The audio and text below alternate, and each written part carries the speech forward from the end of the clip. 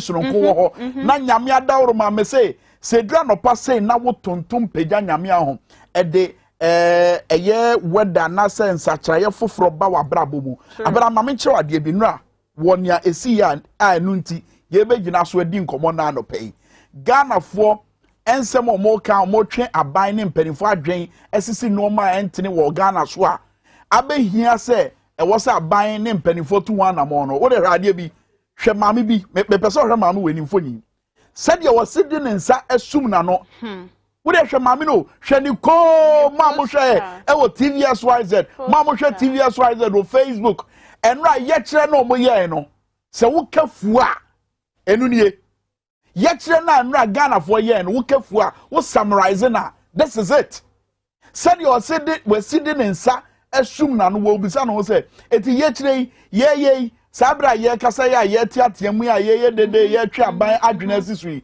ne kra ne sen ebekwa akosi sen obi betie ya na well eti efonyi no basa abra na mensa nkyere wade bi aye no so hia ni amede kire we kire se ne fix the country ye kire na ekọ so nra no ye begina so adi nkomo ne ebusa se ekwa akosi se die ne befiri mu aba afenso so ye bedan ade sononko bi adi e akyerem wo abra ye kọ yanim e wo dwumadie no so can you imagine say what da dakadan mu da ne dan nyina no wo se wo yam hyehyew se wan hwa ye beba betu so to kra na yam hyehyew ezu to a wo yam hyehyew ye dum kane a wo yam hyehyew ne nyina ya ade a eto amanfo dodo na e wo krom ha enti ena no pe abena wo abra ye cheche enoma etasisi wo ye da abra bomu no wo de be fam na wa che sa no ma no but answer na no abra me pese wo hwe emfonyi we nso abofra wo tontom nyame wo de tie na hwe de abofra na ye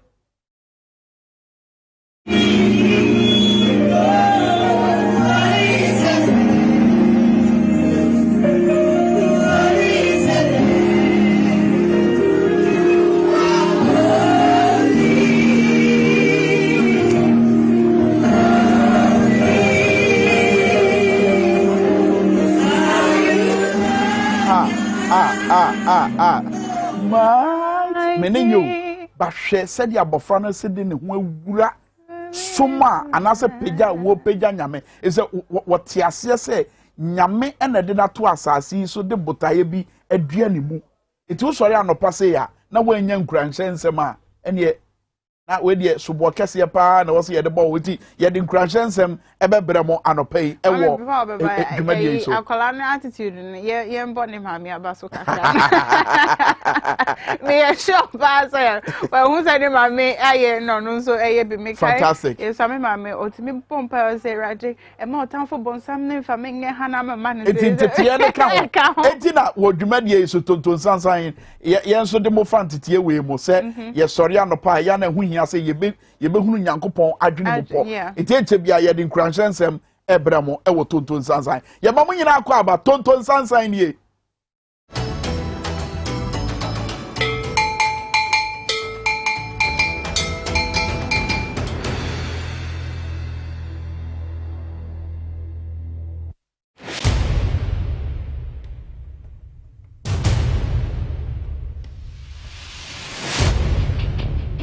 The average human body mass should have at least 60% water for optimal performance in any physical or mental exercise.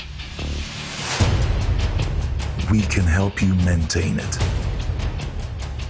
naturally.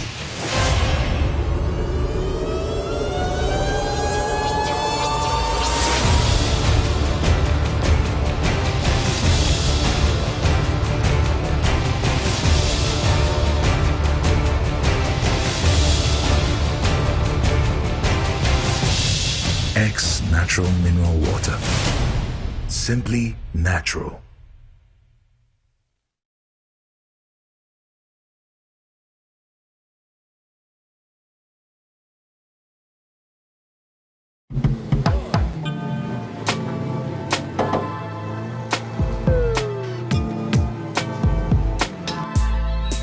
Welcome to Auto Check Vehicle Diagnostic and Licensing Center.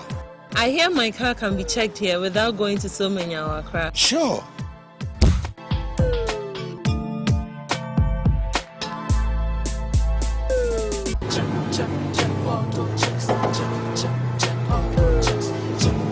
Emission, check. Alignment, check.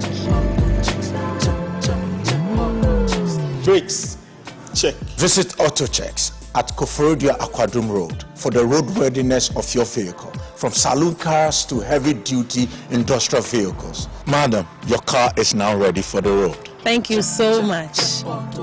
AutoChecks, check. AutoChecks, your safety, our priority. Check, AutoChecks.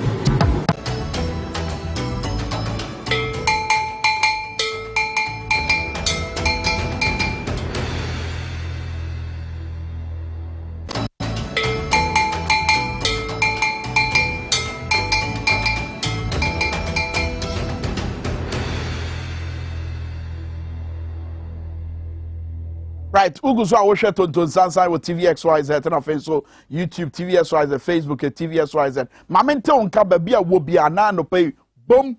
Why would him say after a year in Grand Seminole, ya the jaso bebremo, a honey ya boy adwene ya chiro, and no man come out for yan commode be hintamo, na so ye de ye fa hintamo ye be so said be ya ye nyina be nya hurumubi na aboa ama ye nyina gina aboa makroyi ya chichiri ni ye na wabra ye kwa anim so ye de eye ko wankrata mu nsensem na fe so nia yaboaboa no se eye TVSYZ wo kasea ekwa kasebo ekwa so ni nyina so ye de bebremo wabra ye kwa anim odwumadie so basabre ebra so se ye betie nyankopon na dwempa wo maye ene day entina nyame de hye kronkron nyame akwa kronkron.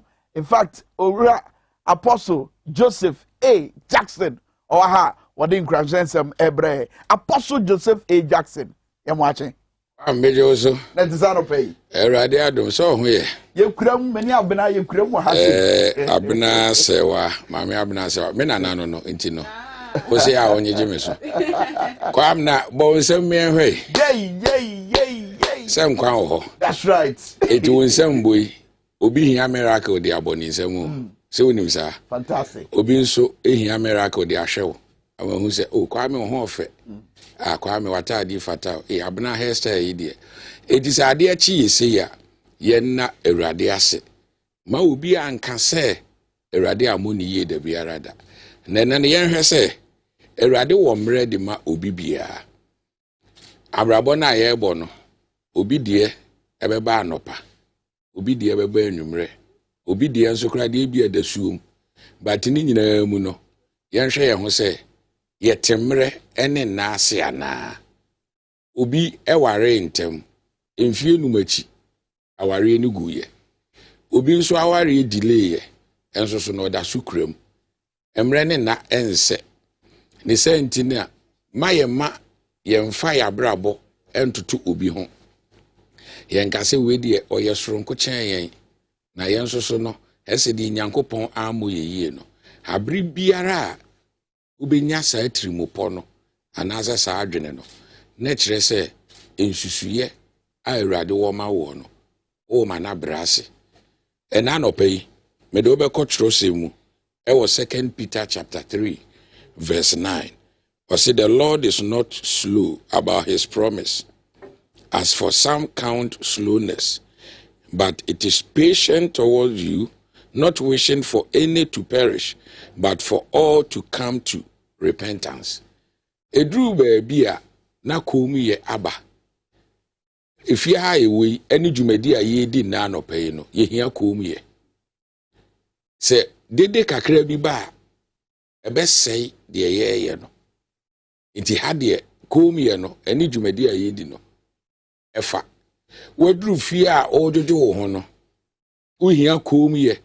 Enka ga ye ya ye sori de suom ni adi.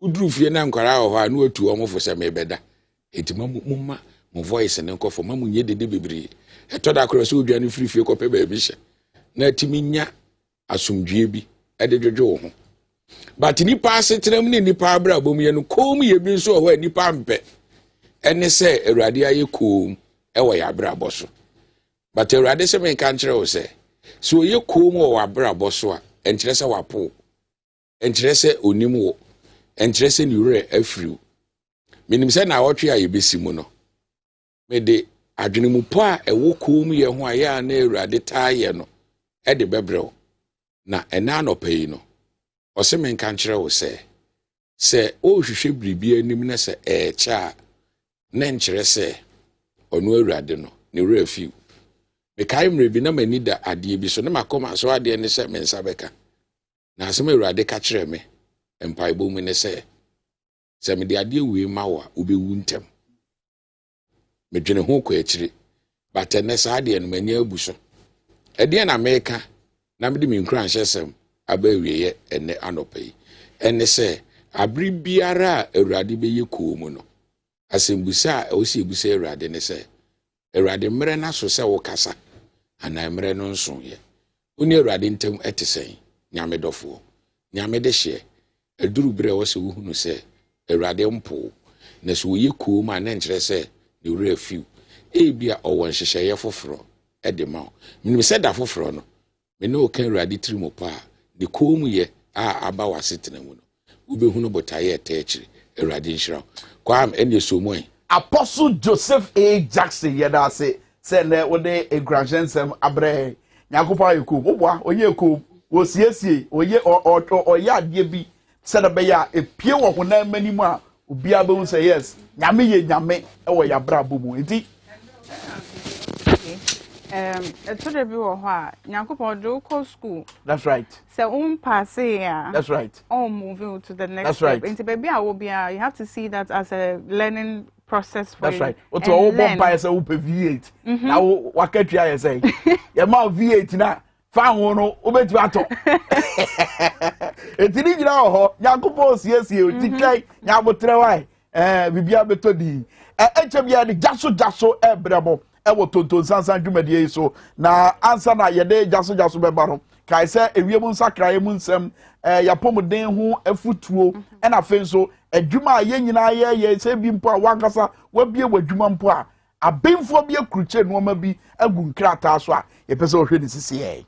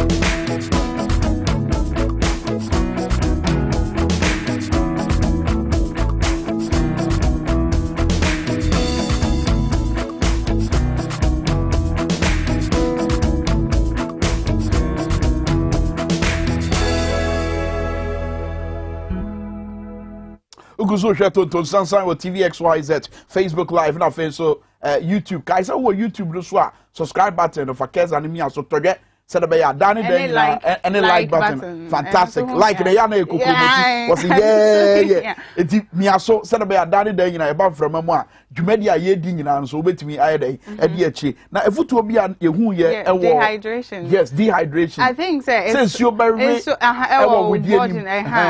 I think it's one thing I tire, but most of us here tie no so, but so no so common than me. Yeah. But sometimes to come and do cry now. I was say to me and no so can so I bet me easy. Affordable, but a collagen, no artificial additives, no ex natural mineral water. Inti, Mr. Moabusha for not magic and no so be. Say a dream maybe of a kwame or be just so.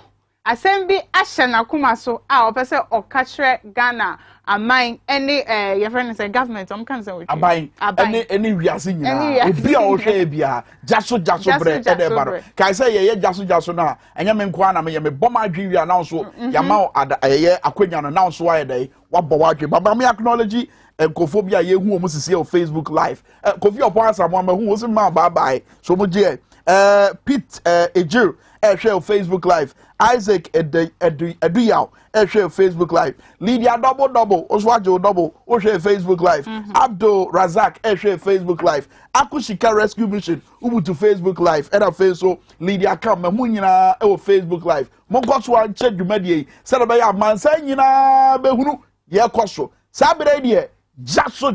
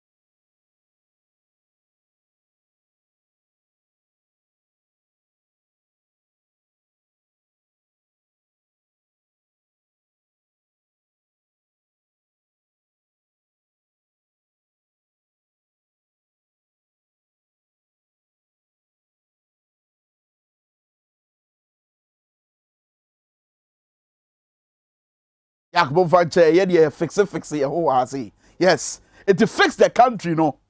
Fix the country, no, yet, no, and re basso. A basso, come on. Doma, a ye Ghana for Yamanyoko, obomo doma manyokobi, and I say, and Yamanyokobi, yet, no, me and rano. And not doma, your friend, a dompa, ye who won't come mountain swap. And yasem get what? Dom a pie. Etu omhu gu mountain so na me say asembia obi etwe to ntabo no so anu odan na di say eye na koma mu nsem me pese ohwe wabra ye this video no na say emfonyi no kire na sabra no na me ni okatachie afrifa ogina simpie no so e na brantie ya asem a wokruche adiagu eye ntabo no so no eye na hi asem wo se nanu ya na me hwere me maame o nanu ya na mehwe me maame ba mehwe oman ya metim a metua meto a dan ne dan nyina meye masede sete mamuni se Ghana ni na ye gina medimu me Ghana ni medimu ne ye bobosia na bosia ya ye boy ne to a metue ye boabo ano a ye betimi dia ye mpuntu nwuma te se de mehunu ewo amama hodo na me de mehunu ewo me krom nti we dia ase adikesie bi atobani te se de me maame efri mu na anu ya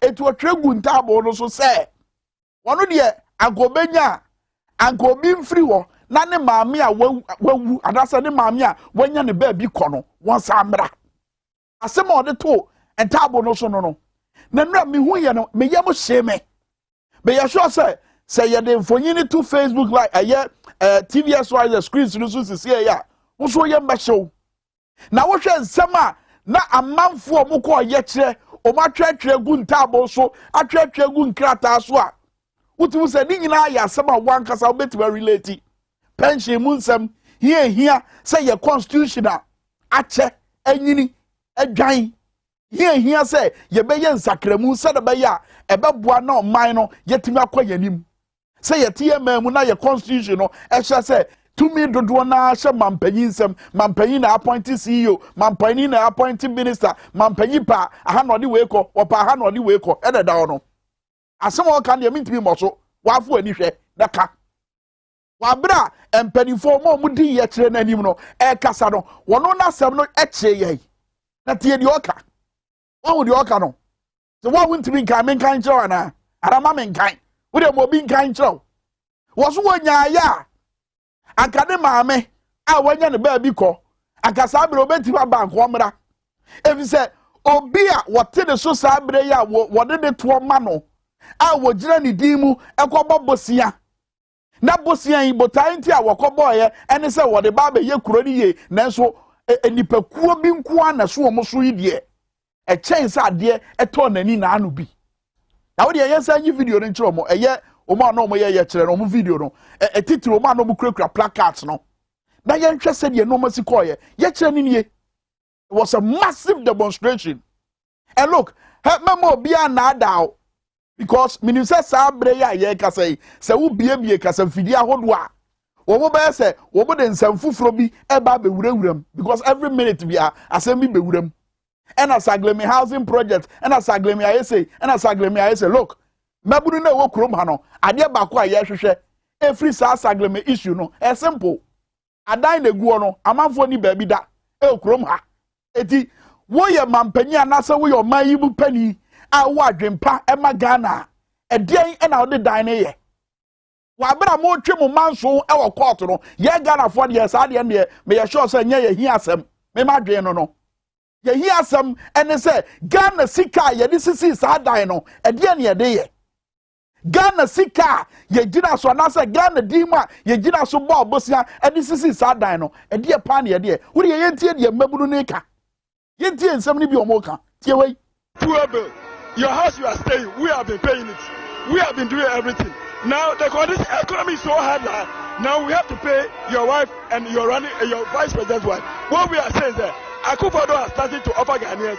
It's nothing by disappointment. It's nothing by a failure. He has nothing to write home about. We should go and let better person who can manage the economy to come. Thank you. Okay, my boss. I'm very happy to be here this morning. In fact, we are living in a difficult country. A country where the youth cannot be employed. A country where corruption has overcome us. We cannot do anything. They end up buying VAs, big cars for their wives, their girlfriends, and their family members, leaving the ordinary Ghanaians poor, unconcerned. Now, when he was coming, he gave us sweet promises. He begged us. We should give him the chance. He begged us. Ghana for Musa Ghana for Musa and then, on no opportunity to know, he wants to pay his wife. He wants to pay his vice president's wife. That is useless. That is useless. Akufo-Addo, you are a useless president. More fire. She, was he serious? Was he a no say? We are macho. Me come here Ghana penny na me tia same way. Me ma me bufu. I'm be angry. Because look, at this time and no more bebre kokoko so kroma for instance, Chief Justice Day asemi bebre penny puma sibiro. Look, so demonstration placards ni bia na ekure kroma. We say the judiciary is corrupt. We don't have trust in the judiciary. Ye ni gidie wo ye mra hye bedwafo mu, ye ni gidie wo mampanyi mu. Na che se o man ye ni o man yo. Say ye ni gidie wo institutions of state. Am betima ye adwuma wo ye din mu a no man na ye wo na wai. Ye ni gidie wo mampanyi mu, ye ni gidie wo mra hye bedwafo mu, ye ni gidie ewo bia ye bekwa akwaje atemtene a. Na oman na ye chichire na wai, kuro na ye chichire na wai, oman na ye de be hwahwa ye ho, se ye kwa amanfo man so a ewai. Sa man na wai. Be pese ukoso da hwe videos no. Ensema na mabunu neka. Na wa abro mu ko mu nsem na ye de wo mu nsem na o makrucha gu enkrata so kire mo no. Na mo so matie we ye sofo. We ye sofo. Tie de sofo na eka. Tie no. To this church, Joshua Kwame Ampadu Cathedral. We are located at Accra, Asalam Down, near the runabout. this demonstration is a peaceful demonstration. We are not going to destroy any state property. We are not against NDC nor MPP, but we are against the bad leadership of this nation, the bad governance of this nation. Nowadays, our church members, when they come to church, they can't give offering, they can't pay their tithe because all our members are broke. There are no jobs in this our nation. That is why I have joined this demonstration.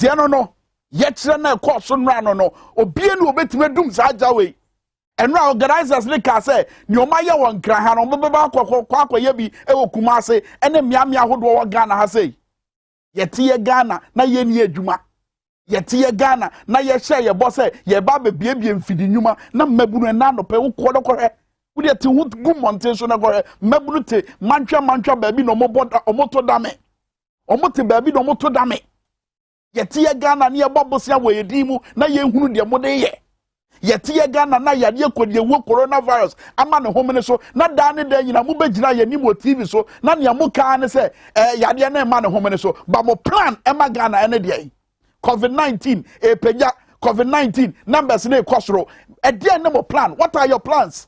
COVID-19 new variant no se aba ayehu de mo ka no what are your plans? And the no plans and she said na mo de to akwam kwa be so na mo fa so e de abotem mo fo ho ban then the monka the minimal say mo ba be announcement atre problem a yenim na da ne dan wo de hwe fa Ghana ko wan krata ye tebe e be news review en ko wan krata wo kan mu nsem a da bia announcement government is going to do this, government is about to do this, government is going to do that. The enima no enti na mabunu timemufo aka say enough is enough munyo mine ye constitution no monsesa no munya sakraye na yemwa na yenkwa yanim basabre meto ama ho ye kire no hwe wudi akire wutie nsem a mabunu ne kan ye wudi omo ya adwen ye kire no se ye kwaso ya e den sakraye bi beba anase e dede hunu bi na Ghana for ye who here some penny for the betiana from CCA 0204 155 888. Hello, morning. Hello, morning. Good morning, Minia. We dina baby a casa for fe dumu casa for you know, yet you. We dino the out to fire. Me casa free one chizongu. Fire near call. Share, Minia, no crony of Yanimni. Dear demonstrators, Ercano. The Mampenity, I won't say 1 year so. You bet was why, yes, because I've been with, I don't say 1 year she. I've been a wabba. What the book will say 230 billion. We are not the Gunjuma. We are not the Busha for the Kenke party. The insecurity, Ecoso, and the Uko market, I try and talk. Importers and exporters. That's right. Which are you for your come? A human Numan, Mana, Pisibas, a president. That's right. Jamo Bimbeka, MS also. Jamo, a man for MS also. Also, fresh, CA. The better wa Jane. Demonstration course from Ranu say 0204 155 888 and 0204 155 944. Jaso. Hello, morning. Udina baby akasa free. Hello? Yeah, make a free La Paz. Fantastic. Your first say. Your friend William Osei. Eja Willie Kasa. Yet you. In fact, your mind calling the Ankuye. No credible you see a brown, it could be a disappointment, and a disappointment president. Ya Kufado, ya bro, ya bre. Medase. My brother, you see a crown for a young Brian Brennan. That's right. The president, he's the most wanted president of the world. But I say, you go for frost, so, oh, by your tietia, trying tietia, nafe, a month on so 18 brasso. Hello, morning. Hello, morning. We ding baby a casa free. Baso mi din de alaji mi kasa free tamale. Alaji etio. Machendwa demonstration mi hu ye no. Fata ko yi pa. Na so e to my ha say. O ma peni no twi opia ho. Wo de yen kase ka sika o mo ko twi o agoche mi wo mo dubai e wo my ha say. They put the pen to bell on the air. I should to come on to me see. She will want to me here. Would they have to by no mobile in the day almost a hospital? And then we saw more. That's it. But that's it. Buy and I change that's right. You have 2 more calls. Now, you wrap up. You de Kuankrata Mumpense, Mubebremo, and official, and some hold if you are. Hello, morning. Morning. We didn't baby a casa free. Me bacho give a name because I'm free impressed. Just yet you. No demonstration. Yeniaji papa. Yeniaji demonstration at me battle. Every say, there are mampeni the year and when you son or kind. That's right. Or short discuss, yet discuss son of the dada minus there. Yet discuss but I come here. Or no, you'll be over to your bestia my way. A banishment. And Nana Akufo that is our power. I want to mean you are born to say Kobe. Me da say, you call for frost so 10 them. Hello, morning. We ding baby a casa free. Hello? What do you mean? Hello? Yes, we ding a baby a casa free. We didn't the Timothy because every and when we. I got Timo yet you. You ma more about on a pay. Get out, say. And they see you. Oh, yeah.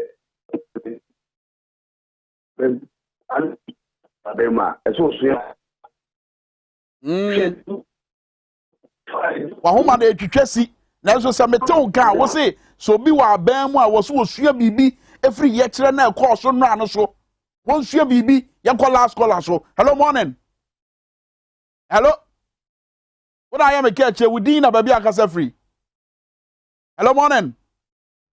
Sabra ye kase wo Ghana ni a wo hwe me e car e da wutiri so eye 11,133 as of 2016 tiade bi o 2016 na Ghana ni bia si ye che o man ne car ye din nyina as of 2016 na ye 4,733 ene rebe ene kofu de ka prince wo de ka abena wo de ka boaja wo kase gumasu wo de ka e ka wo de ye 11,133 eka ya bura tu ti so no wona o mari nyina o de munya ngo no de oda ya funum no eka wode no yetimi kwaje bosia yes oh within the next 100 years within the next 15 years na ya hwe kwan ya be fa so atua yetimi efa ye fa magudie ne de akohye enkofo bi nsem oman bi nsem in the name of ye ba be ye mpuntu nwuma bi cyanohydrogen na kosi sei tamalin tache nyina kosi sei na afi ne se esi wo no jasu ni ewo tonton sansan wo TVXYZ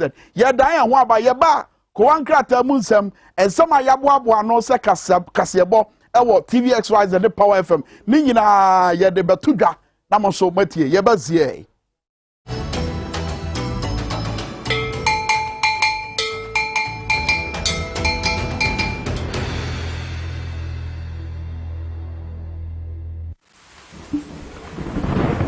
Peace of mind is very essential in your journey to success. For Akwesi Papa, peace of mind means having a proper covering over his family. Literally. For Araba, aka Injection Mama, it's about having the funds to complete her advanced nursing course. And as for Corporal Odami, it's as simple as reporting on time for his shifts. Sometimes all you need is a simple push. At Needs Microfinance, we have tailor-made loan packages for salaried workers under the Controller General's Department. With the low interest rate and quick wahala-free process, you are guaranteed of a timely solution to get back that peace of mind, literally in 30 minutes.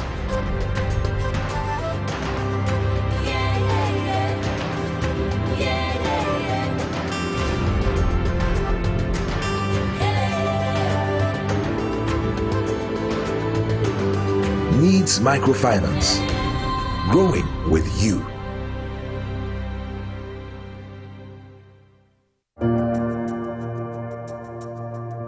Welcome to the Royal Dazzle Event Center.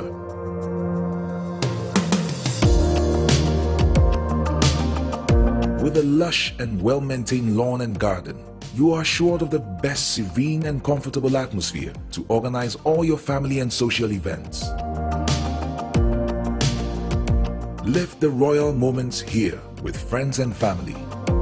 The hosting capacity of 600 to 800 people makes Royal Dazzle the most versatile of places to host weddings, parties, funerals, conferences, concerts, and many more. Create your memories with us. Call us for inquiries on 055-814-8585 or 024-620-2144 or pass by and speak to any of our friendly staff. Locate us at My John, close to Zoom Lion headquarters. Royal Dazzle Event Center, creating memories. If I cry na menyisika, edia ye mefui. Ehinfa pa na menya bosia, edia tre medwuma yimu. Kai kra mabre, miye bosia ato taxi fufu. Suhum Rural Bank. Suhum Rural Bank.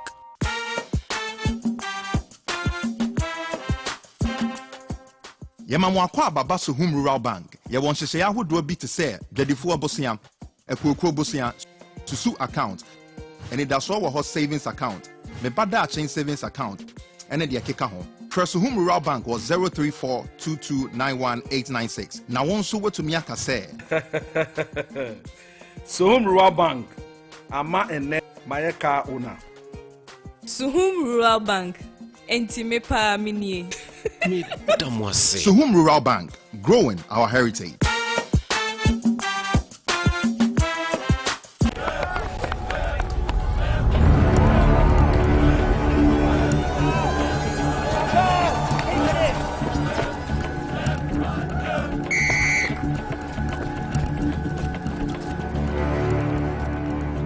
We are one man short. Should we invite him? Yeah. It be old cargo. Can I join you guys? Yeah. Always brave, fresh, natural, eggs, mineral, water.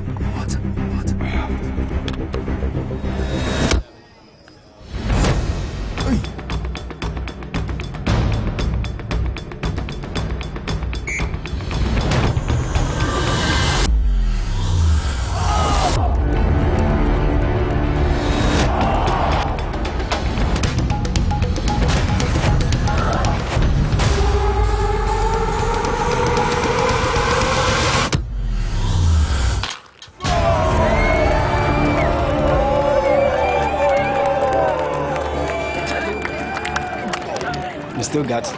Always keep hydrated naturally. That's my secret. Manufactured with the primary aim of preserving nature's finest minerals necessary for a healthy mind and body. X Natural Mineral Water. Simply natural.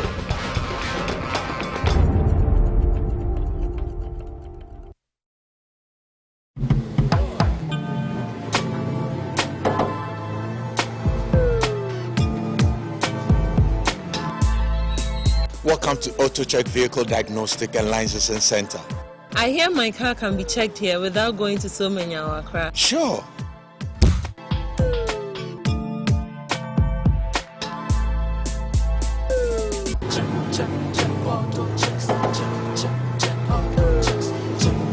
Emission, check. Alignment, check. Brakes, check. Visit AutoChecks at Koforodia Aquadrum Road for the roadworthiness of your vehicle, from saloon cars to heavy-duty industrial vehicles. Madam, your car is now ready for the road. Thank you so much. Auto checks, check. AutoChecks, your safety, our priority. Check, auto checks. Welcome to the Royal Dazzle Event Center.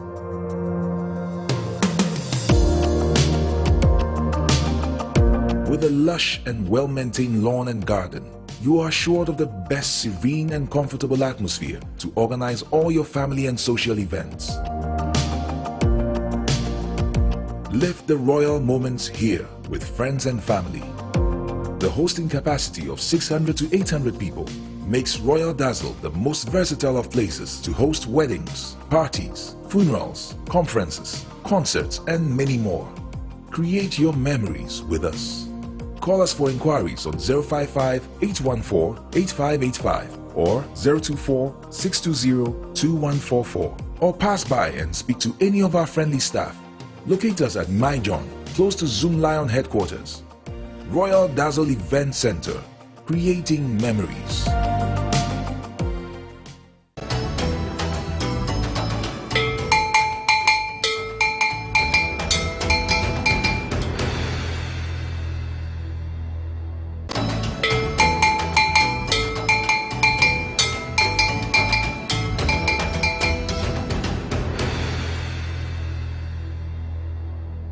Sabra yeka se ewia na pie pa na wutu se ne te se de ewie mu sakare mu se ewia ka kire mu no ewia bebo pa ewia na pie no no a woni se tonton sansan so bo na che se ye twebo adwe si eno ma hodo ekoso wo ye ba mu enti na ye nyina ye si nkonya ye wo ha se e wo TVSYZ ma wo se bu mododo na ahwe free miamia hodo amama hodo bi te se Saudi Arabia Baki Salifu Yahoo Facebook Live David Anane was say hi also hi ni bi and I feel so justice DK Benza was say you miss me somewhere. That's a hard idea. Ebraso say yade kowankra tabun semba bremona feso and sama hodwa yankasa yabuabu no ewo XYZ Broadcasting Limited se Power FM TVSYZ my xyzonline.com and here Facebook ne home crowd but no Facebook abena ade bi e course mu ko bisa ko force bis brofo assembly e se baba for kai ye e fia ne go for mo hadio and here you mo ba kwa ba PSC any wisdom head the job yeah no mama na pom to say not me chow. I didn't know change your voice. Yes, man. I said, we are Krama Hobras. Krama Hobras, yes, Kwame, wisdom here. Now, Bujuma, Obujuma, Pa, no Brepa, and not sorry of Machiano call a year of brass spot. Wisdom. Oh, shit. Naniku Jumano home. Of any agro, 80 of a person or shad ye. Wisdom, a call, fix the country yet, Reno. You go here, you kote here, and komo kodi here, we dey ade we. Nanka ene eye holiday kese a friend founders dia nanka wo hwe kwan se mabru ni Ghana fo nyina betina fie ada adwedwe won ho na emom no ankobasa eye fixed the country demonstration or dey kire ehia se efi of brass sport e was circle to the Farisco traffic light ebe piemu e wo yoko ebe piemu e wo the square a Black Star Square and there in painful amudi fixed the country demonstration nimu ede ensem etutu ejeino na oye kire kese pa esanse bedo bibi na ekwan no so ayema onya bebi enko ohwa omukitekita placard bebre inscription say woso no ebi ne fix the country end the corruption in the judiciary bring my mother and come and take Akufo-Addo ena bebre na ohwa na ene oye kire no Mebunu omufi Ghana fana nyina no aba abebo dompem ebi mu ede red hand band achiche muti kojan kese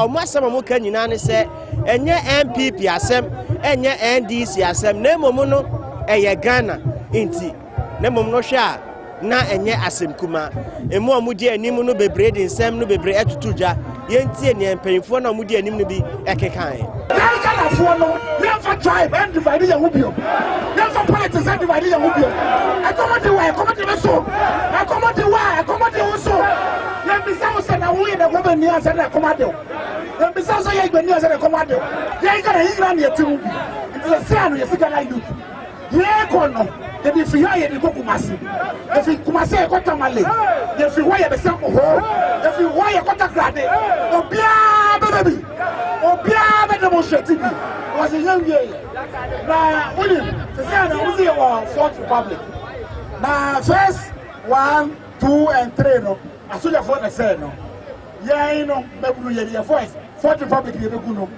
But Fourth Republic is corruption republic. Fourth Republic is a 419 republic. 419 republic. It's a Fourth Republic is Article 71 republic. Yeah, baby.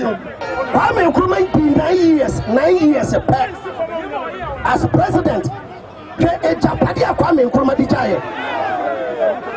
Yeah, the Ghana. I'm an NDC MPP over 30 years. Kadia Ghana Dani. Yeah, but say catch the Ghana from paying for say. Gent na go biom. Where your first warning? Where your first warning? Any diamo. Ha! How they are no? Ghana youth, they are no. We are ready to die for you. I can't the pass, sir.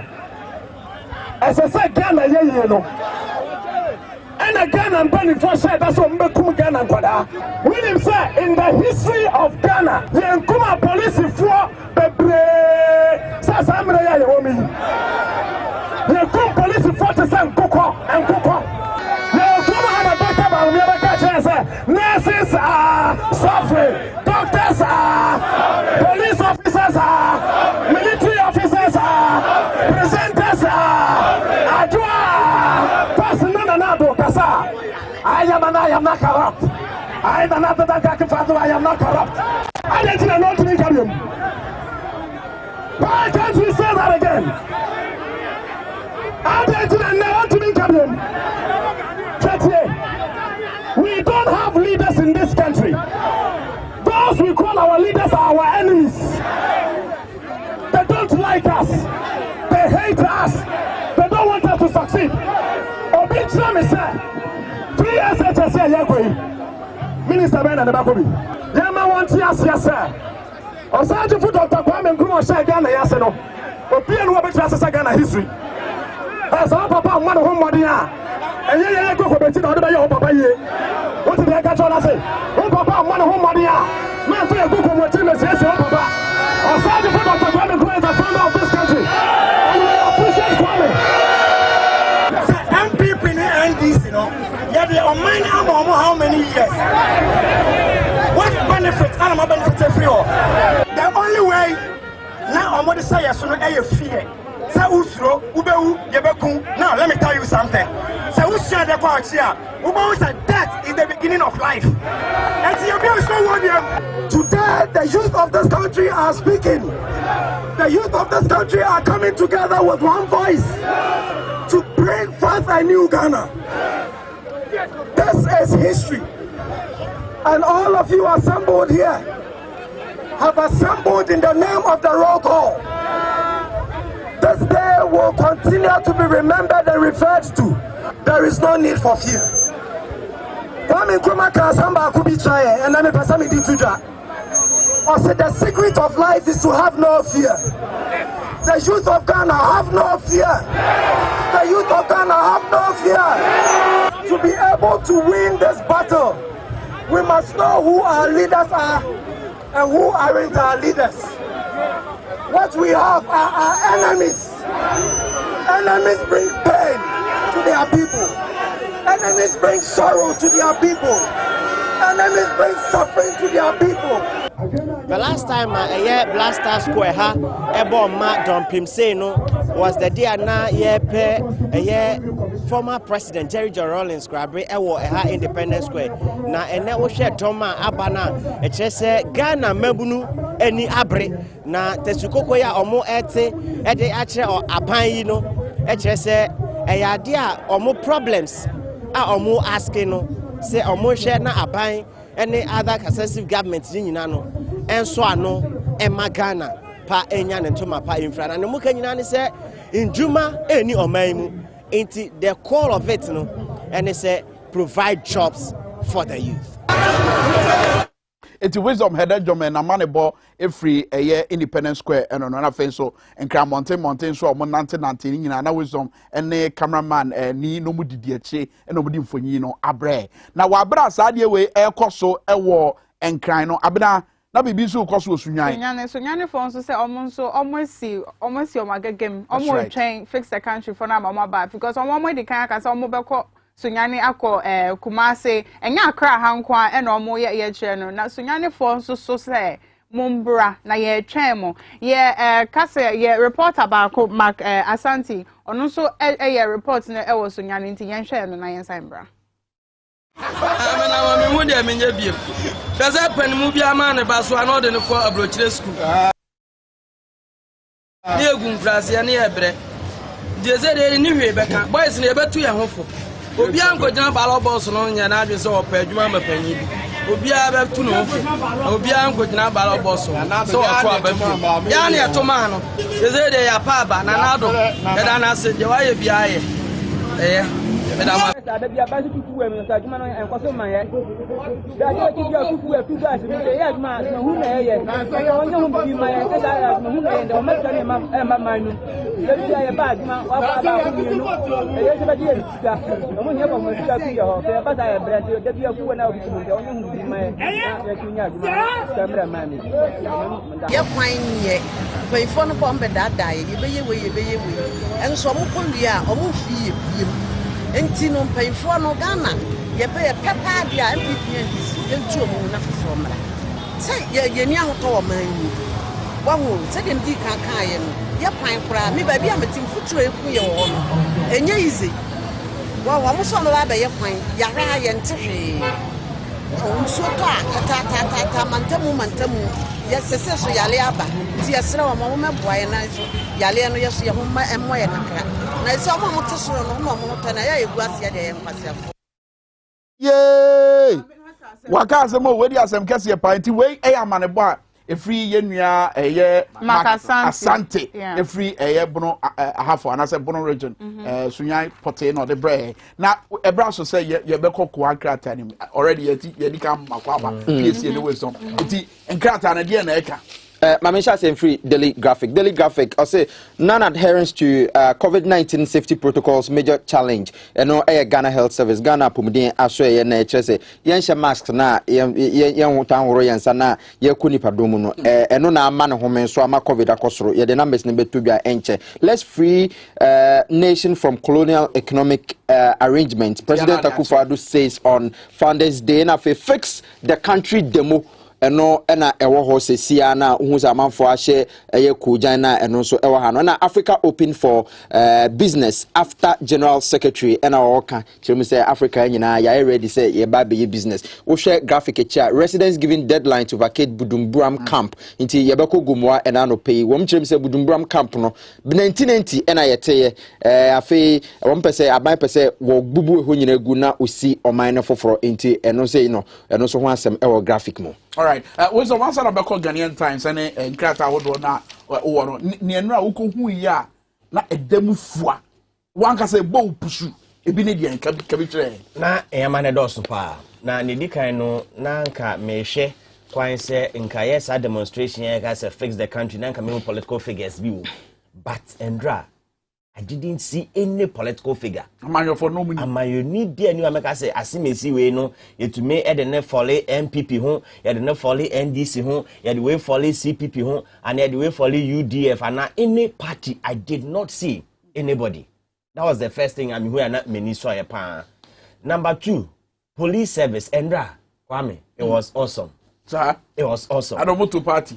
As you say, a motor party. Sir, because ordinarily.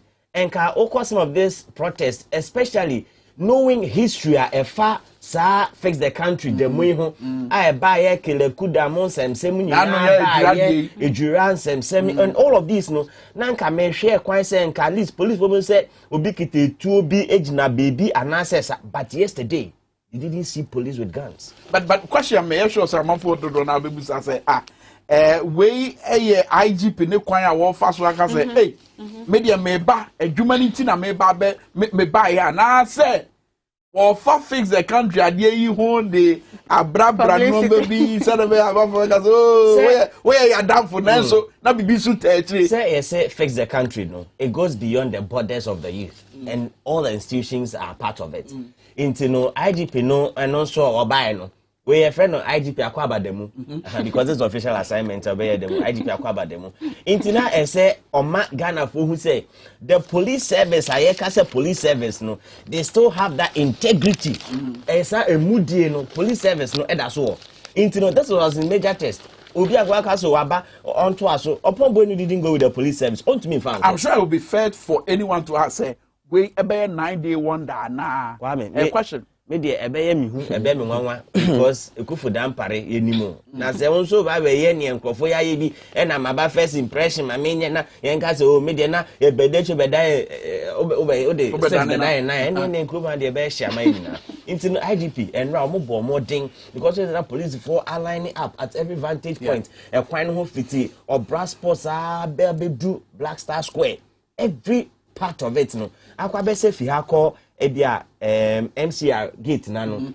You see police people too. Obabako Bema Bako. The next tangent, Obabako Bema Bako, and they are at opposite sides into way facing way. So I mean it was nice. Okay. That was one of that things. Okay, yeah, more mobile, you know, individual. Because I maybe one station me need demonstration be a report. Now ukubusa man for mudi ye chere said ye tin ye chere be to because oh ye cry ye mu by any ye most of mu cancer fufuru bi. But then right ye chere no. Na amanfo mu di echi o man no maboko jan ne ho kro ba no bi anim bi entia ye kire ne koso ana bebre na no on kasa and I sample which is if we can have time to play that. It's simple. Do you know omunim entia omoba enra asademu akokora bia I'm sure immediately he's over 80 plus. The thing na efita or say me I have seen it all. You mean the training? Yes, the training. Like his yes, exactly. Now Abako Kranti, Omukita ni Muse na Onam Lokitane walking stick. Say he has seen it all through the regimes. Na si say memunu na embebunu na abano. So Oman fight amfa the state and to fight their own destinies and find show munsemu Oman for man kasadachi and show munsemu. Yeah, the kokwasa sa na akojigon. And I'm who suffer being so. I wasn't expecting a suffer to be there. I born a clerical nice. This is see no tight no. I'm going to mean tight. Tight to the collection. I'm you can hear minim say you bet was abo biwa. Na amam for nhwe. It's not the near brepa. Bra. And if they are what kind of amam for no me twa no we say no can say. Hope you. Hope you. Because menu nyina ekwa sorry. Menu nyina ekwa sorry. Na unya sika, yesi we nya sika amanya media, dan we twa hwede. Nde se utumi hwe nyame de na nso de ayi. Na nyame ne de no unya sika nya adwuma nya mfa hwe, nde na akwakoye. Ntina nkofo ni abre enra, me se edu adabraka na market women yi, oh mo die no to ho. Come and follow us and they are venting their anger. Kwame, and 70 bia na adwadifo ne kan bi ne de ayi. Ento ade. Nyama boya din. Abaya dada ye. Nyina intino. Ito buka sa abaya dada ya. Onso hwe sunyan de na se maame ba ko de na ni kire abaya abesene ko ne nia owo so yi. Woman omuhu omo ewo. Masa aban we ne ka ho asem no no. No we more specific. That's the regime we are experiencing. We are. It's not nado aban. Ebi mo tonyom na dada ye. Na di yewu na do e. Oh, SMP. Mr. Market women no. Na enra. Inti enra for me because ordinary okwa dem say na o nkofo afifi omo dan no omo gina no omo hwe bi ni ade but this one they came in their numbers to come and join. Others were crying. Okay, Captain Smart ye bibi. Na sa de ye beba so be sure say I don't know say bi anko wan krata ni bi a capture but me who say various news portals online no. E bi a capture how much say eye empenifo ewo enkran ha say ekrampo no e pese omo etwe Captain Smart aso. Omo say aso say den. What time if is no kransa ogu ensa e ma nananom. Kwame you go school no nsa go e empaibo. So why would you be angry when somebody is praying? We have a lot of ways I nipa the bonfire. It's a go can who be because yeah, exactly. It just a be or can send be a tiana nanom they are fine, but our case ogun sana say no anti dia. Insa go empire bo and nutina national events yama will me for a babebo empire. But on Captain Smart or Katachi free for new mobile. Yeah. Utia that's so the same thing. A DNT and a behia say, Omu invoke the name a year Dr. Kwame Nkrumah. No mujina so de car say, Sabre in Periform, my best record in Periform Wohono. Omo ye town for no. Kwame, on the end Founders Day, already I'm out for issue with the fact that apostrophe no fan to our nature and fan to S nature. But and Founders Day no, Usha flyers are buying a sponsor a babontin. Unshada who Dr. Kwame Nkrumah near. Meanwhile, so Ghana have President Ben Abobrache Dr. Kwame Nkrumah. Because bomb puts him secondary school Dunkoff in Central Region.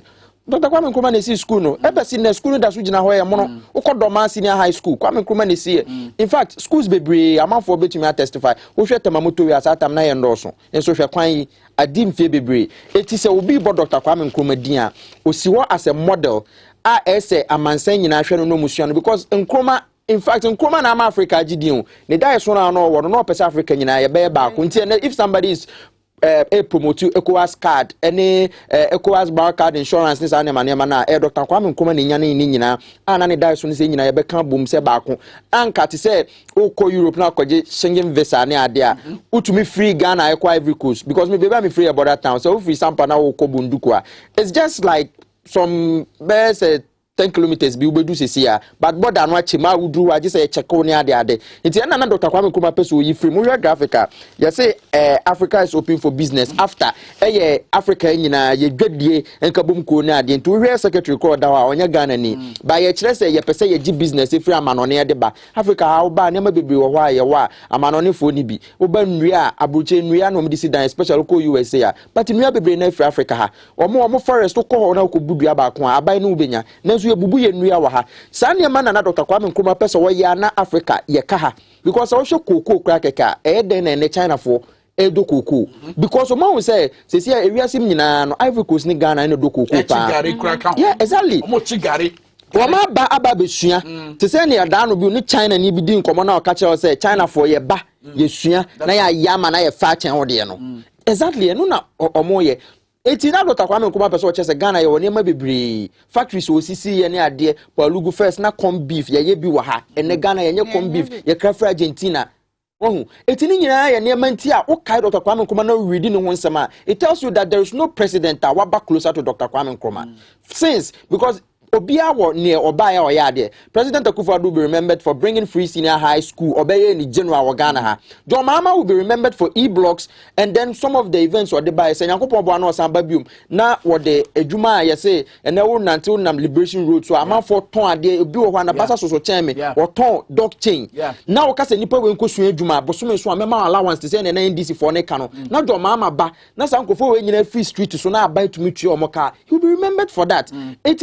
Obia will be remembered for something. But Nkrumah it surpasses everybody. Very well. All right, young consum Fofra Nkratani Bika. Ghanaian Times that were wisdom. Into Ghanaian Times, I'm sure say they can fix the country. The more story no I'll just not waste time on that. But it says that's a big one. Fix the country protest hit Accra. Thousands march to demand government attend to development needs of country. And so I say President pays tribute to forebearers as nations celebrate Founders Day and sending up earlier about the apostrophe. Now, the troubling one for me, I say GHS declares Volta Bono East as emerging infection hotspot. Wow. Details on COVID-19. COVID. So COVID money muso. It Miami hotspot near for Bobio. Volta. Bono and a Bono East. Nano na ye Ashanti region and a fenso a ye greater Accra. It is day and the sea ya. Bono Volta and a half of you. And a Bono East. And ye the sea ya. Samyam ye Yadiana man home so. Now Kwame, what is worrying? My main kind a portion of the statement here. It says Dr. Patrick Kumar Boaje said the country's active cases had surged from 1,600 within the last month alone to over 6,000 by the end of Wednesday, August 4. 1,600 to 6,000. 5,400 difference. What happened? And please, just hold on just a second. Maintain you. What catch it or chair the baby? What both figures never day. So boy, go beyond the figures. Just give me a second. Beyond the figures, you and I were in this country when we had less than 400 cases. You call lockdown. That's right. Government brought a bill to Parliament. There was an ally to Parliament. Say police arrest people. Police, we saw police whipping people on the street. That ally elapsed. The time it came. And so now the police has no power to come and arrest you Kwame say I didn't na one share nose mask. I didn't na one social distancing. I didn't na one say the police has no power to do that. And you are there. You are giving us numbers, figures. And I would just say, what just a Miami be a hotspot. And besides, Ghana Health Service and the Ghana Medical Association, or Moko Ben Krum, a wife in Chebako, or say, Yadian for Nishufu for Nabano, and what damn pa. Delta variant. Danny Day, a Danny Danny home. It's a moment you want you know a precase. It's Abanasa, a year, a dear be a bit with the Torian Cham Cassia, Abakurimuno, a dear ye. Look, I was going to make a job say. Your papers will carry an announcement in Kwaniema. We will have an announcement. Wakaje numbers in the course of NTDA. Your papers will carry question be Musa say NTDA. Yes, but Oko page 16 of Graphica, say to send Dr. Kuma Abuaje Kayano, waka asem no any problem last month na me wobono me call Sampa me call Wamfie me call Brekum me call Sunyane uduwa sa wo se nose mask na sa wo nam ho a people see you to say wo de oyare we are bosom bi because sometimes I call baby na wo chia wo bi e we yase a German of MP ne ma me wu ye kwa ye wo chia amanfo a obi si bie wunsem bie wunsem na ade yare ni ha ma free kan nam de yare na ba yes so wo tie asem na me kan say so ukọ ho a omo nhyɛ nose mask eti eme nwa pese Ashanti region crampo omo fanka hotspots no say ehoye emerging hotspots because the last time I was in Kenya last time it was yes eti I didn't think am fanka on that question me no ya yeah exactly because I do Kenya sesia ufi your friends Morocco call Alaba now be Eduma people are not wearing the nose mask amanfo nhyɛ bi akwa te say yare na ekɔ ukọ kan ye say yen kan mo na broche for no ba omo wo but I know na Ashanti Regional Security Council yes what the nhye bi ba obepe kwan a obefrɛ na be ye nhye na omomwo eye Asante Mantem no obi a hye nose mask be no be ye ebe kwa ko sisen Kwame se we free Accra there's no COVID. Free Accra. It's true. Just travel around the country. It's the Ghana Health COVID is only in Accra. Exactly. Wow. Accra na be social distancing. Accra na be washing of hands. Accra pen na be wearing of nose mask. Odi akobebi na akɔhwɛ. So I was in Volta region last question. Edien na amena basa. Edien na amena. Penyin for sensitization no enko. So frɛ your friends Dr. Anabasi CA. Obeka cho say penyin for no emmo ho de ro say yenhye. Simply because yen penyin for no mu nye serious o ma kyerɛ say wo mo esu ni mfaso bia because ye wo man mu ha na mampenyin chief justice the ministers vice president omu nyina kopie mu o se John Eyase se John Eyase ebusuafo menkai mo yawo ena enye se me bu se John animtia but Ghana ha owu e amafo bebre se o se John e covid ne ku ni ade ete ba report ni ade e den na covid eku obi a ama mansa babia na se ante ya mansa bi ote baby covid kuna na ye de national politin bag mo tum zip na yakwa kosie ni se mpanyimfo nkosie no na panyi bi de enya covid a ye se ono de yenkɔ de da no na amanfo nkɔ so you see mpanyimfo na kyerɛ se wo mo omo actually bad leadership because man panyi na ma obehye nose mask do baby kura na we yi ni hwene ateho there are a lot of pictures actually eti sa wo kɔ baby na aka to bi so on hye nose mask the person baka akufa do kura no kura on hye nose mask or hye nose mask na we yi ni hwene apie so empanyimfo no end so exemplary life I say here ye di akire no e show eti no o ma kyerɛ say they are no serious yes say nyanya nkyerɛ de ne ho so kɔtɔ de ne bodwe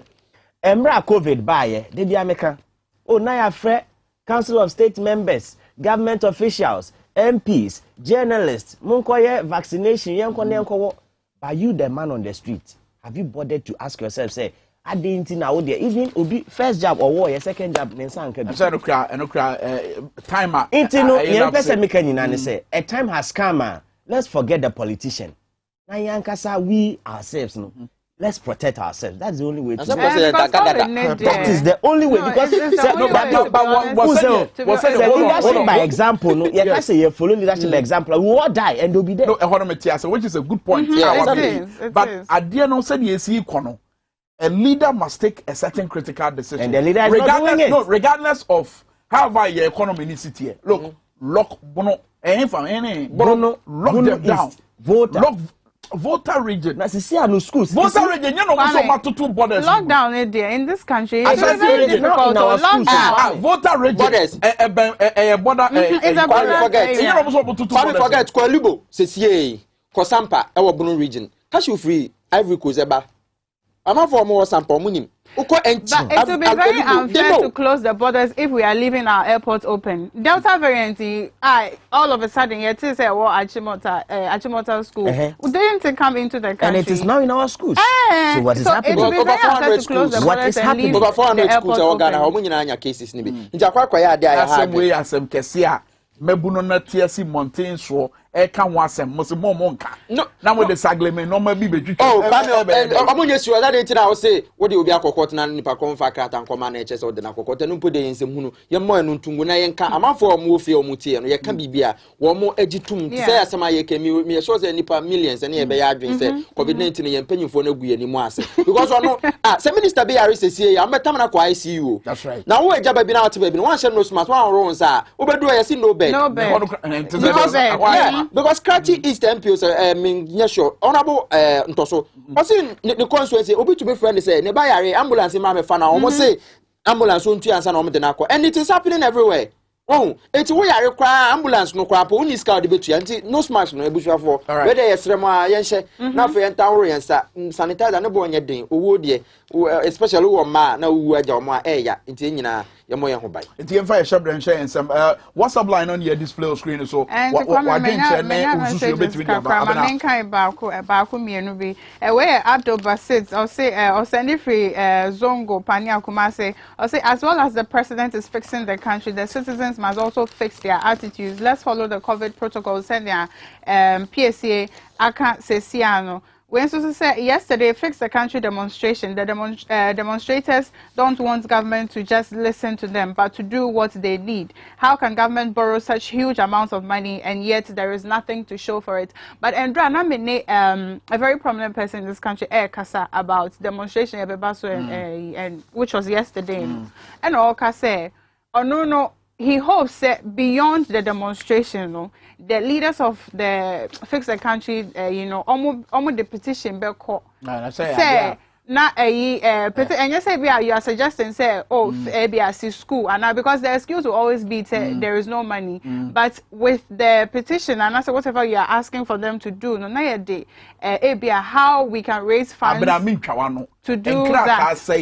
And a man for tray and kotum penifo anim. Because Kwame, you'd agree, say, wait, they'll come out with excuses, say, we don't have money. But we have money to do other things in this country. Once again, Yanyan Sakraya your constitution, Yanyan Sakraya your constitution. His Excellency Nanado Danko Kufuado. In 2008, I hear debate. What on this idea and buy it? No, I think our president expressed ideas with a lot of and passion. Not knowing how to implement it, to be honest. John Evans at It's true. It's true. And our founders, they said we should do what. Say let's free nation from colonial economic arrangement. If you are saying that we should do something. See, let's free nation from colonial economic arrangement. Oh, page 70 was Ghana beyond aid. Ghana beyond aid. But sorry, now we could chance now was Ghana beyond aid is afraid of aid. 1 hour, dear, calculating and said even say and a pound back where 7 cities. I'll calculate 1 hour. No, say you're 15,000 pounds. No, say what the Ghana 105,000 Ghana cedis. Ah, brother. Sikadada no 1 billion. When you bet me, I bet you a cheap compound view, baby. Okay, well, 30 seconds. No. Where's our momentum? Me 30 seconds. No, Nemeka say fix the country. It is on. Embra almost started protest way. Abai say on your name. Say Abai organize a press conference. Finance minister Aba, and now we are working with the roads ministry, and they are doing transport this. And please, the time has come. It is now. Fix it. Just do it. Yeah, simple message. It's with him. Yeah, by idea business. Yeah, but idea shouldn't could be our barber dying a disabled. As him here, look, as him way you can. Didn't mean say home. Look, imagine say, why you marry? I don't know what work you do. Why you marry? Now what pon? Ukofie. Ebi a we do tibeto. Dear. Abodan. Ebi mpo a truck so na oda e wa bonten. Ebi obi veranda so e na oda wa bonten. Saturday. Saturday, abrante bi aye ne na twetwe nkomo no so ewo mu ebi but say ya ne say na kwa mesika aye no wakọ adwuma fiti anopa wa bre obekọ akoda no untimi enna na papa bia because one o dwen say ebia obi betimi abo ewrade kiosk obi de ne nai bom say pe ebu obi ra inside o dwen say bi kra weather report yesin so bi beto nso kese bi beto a ebia usro say nso ne beto no ubeda na afa okọ. There are several things about what wadrimu say okọ akoda. Now we are asking ourselves say now most of it if you would realize they are almost free for rural areas no ma ba Accra omo ba bepe bibiedi. Enti no there say if we were developing our rural areas no will people be coming to Accra to sleep outside? If we are doing things for people in the rural areas, do you think the country is such that even those in Accra also want to move away and go beyond Accra, go to USA and all these things to make something for themselves? Make us have a video ne betre, but before that, you better and hoka crebe ye ba na ya toa enkomo twetwe en so.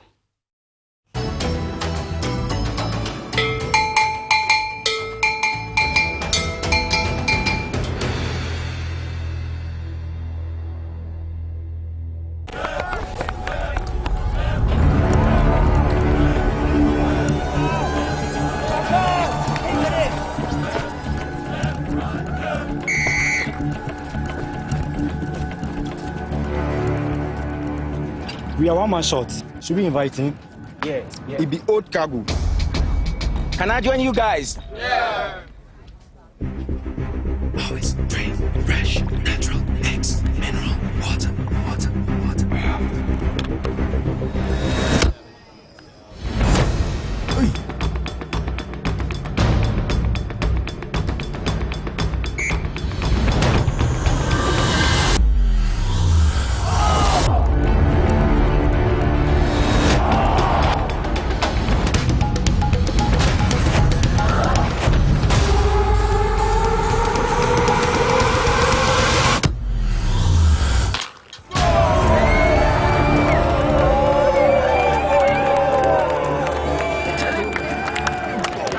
Still got it. Always keep hydrated naturally. That's my secret.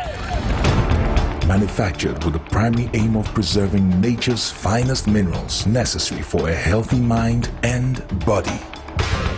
X Natural Mineral Water. Simply natural.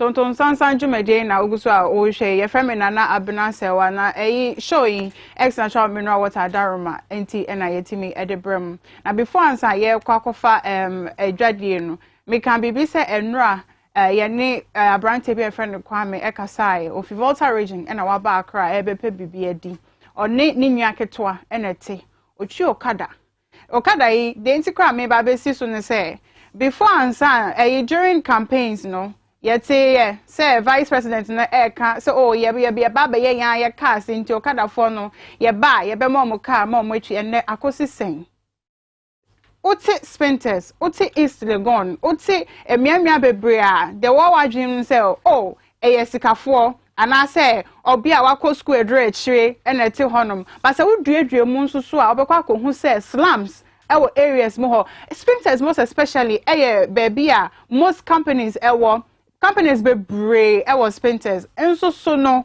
ebimu enye adwuma anye obekọ na mpanyifo bi nepotism chi no na mi hu nepo pachochia chere me kwa me nepotism chemfa ebusuan chemfa ye de panyimi beto adwuma me nebusuafo nko ano befam ene president aya ma ye hu eti se panyini ya wo president e den na wo beka e de a chere no maye hwe amane boy na se ye ba na ya to aso.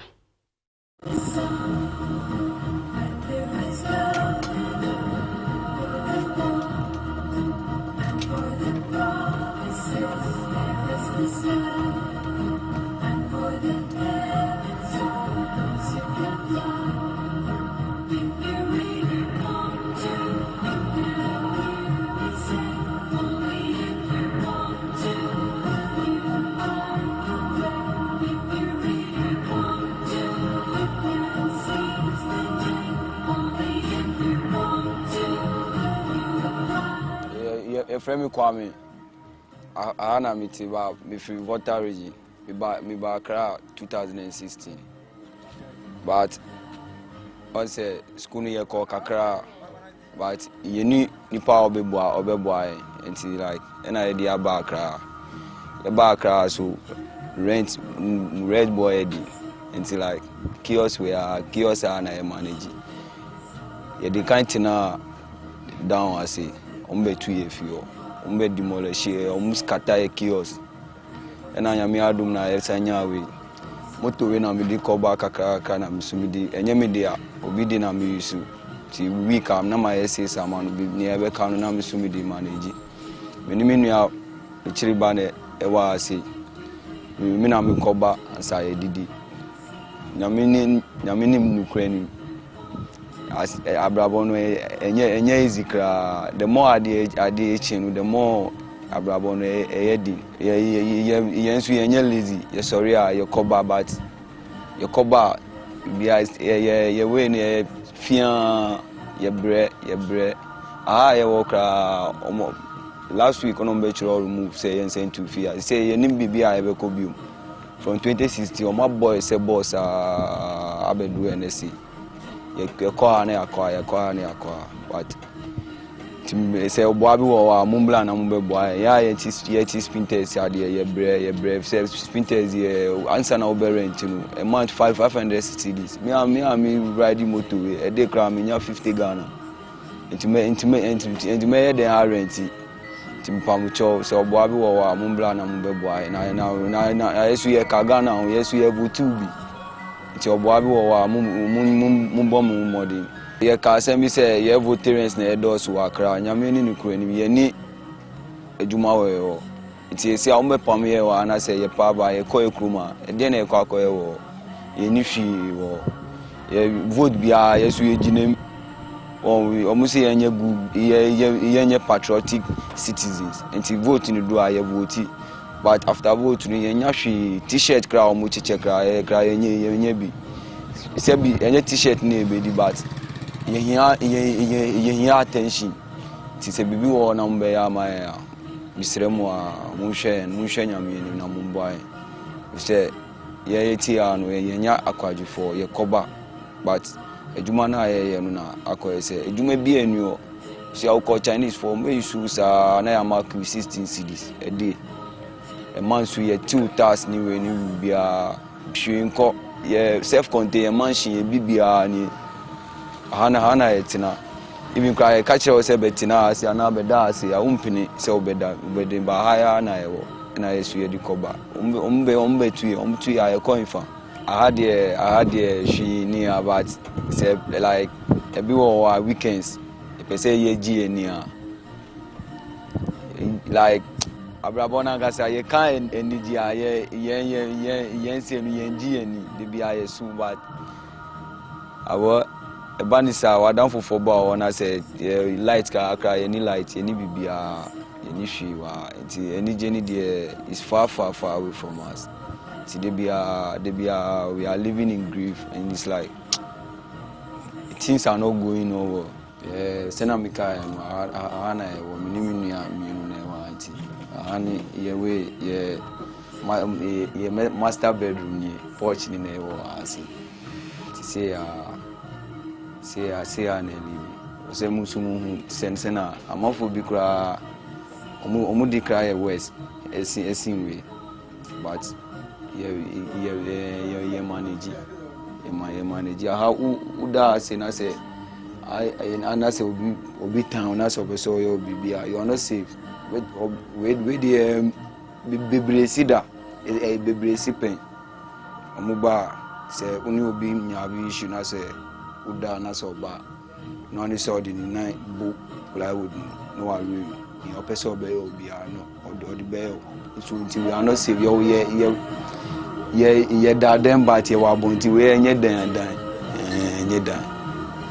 dan but mun share say Ghana this is how people are still living even though nkofo live big but this is how we are living. Yo gayo what's And I am telling one. Big man. Back for. Yeah, Abutrika. That's what they are. Ghana ha mpanyifo kan asem bi sese ye wo to amenemu a ya ye wo to amenemu wo Ghana ha ubetimi ekodru ebia esie bi mfimfini no kra no edin eniema ekoso wo man mu a se ye kasa aya na we no bibisa me ho se mpanyifo aya omo share but again oni bi mu kasa you find out say te de omo te pa but afaha na pie wa ha say internet ye wo baby a ye we live in a system ukoto bibia yes dollar there are countries that udru ho na okita dollar ye be ma wasesa na odi ato ade wo honum she nkoso wo Ghana hanum say misplaced priorities and our country mo ha sagame housing project ya moko ye ube she no ube kom nkro na se ebia je se wo join party bi ansana ubenya sa dan no ebimu atina na so ubenya bi kra arente. This is what happens in the country. Me mami adamfo bi na opese obeto aba won kran ha say na okọ party office ba ko no party office okọ omo enfi no na okọ di intro the other party office and say ono ye member wa hansa no mo man sika so on brand kan embe registration wa hanum say this is the country that we live in. This is a country mpanyifo no ye hu hia omo. The only time they see the citizens when elections bedru. So time no be kai say nkrofo e de meto amoma oma omepa beja nkrofo we omo mfi omo no omo an omo de omo campaign. These are the people they put in their pickups e de omo koye campaign. Na say ya campaign bi mu efifi cars mu to form ewu kwan obi be ka sebe nkwase ewuo e na wawu ahi ebia 50 cedis a day no odwin hu say because a hand to mouth no obi adwin de obedi nenne. That is what we think about. Enti no so obi ba na si me ma o say ya ebia 50 cedis odwin hu so ebia ochina 50 cedis ni betime e bibia mam to dem ma me ni na china me nkoye ni teoto na me bepe me baby entna. This is what is happening. Kwame kasa no man or video no kasa o ka bibi say Ofivolta region say yes Accra Central Business District into ye bubu kiosk near my found and a fan hin ko sin. It is so sign ko na chia.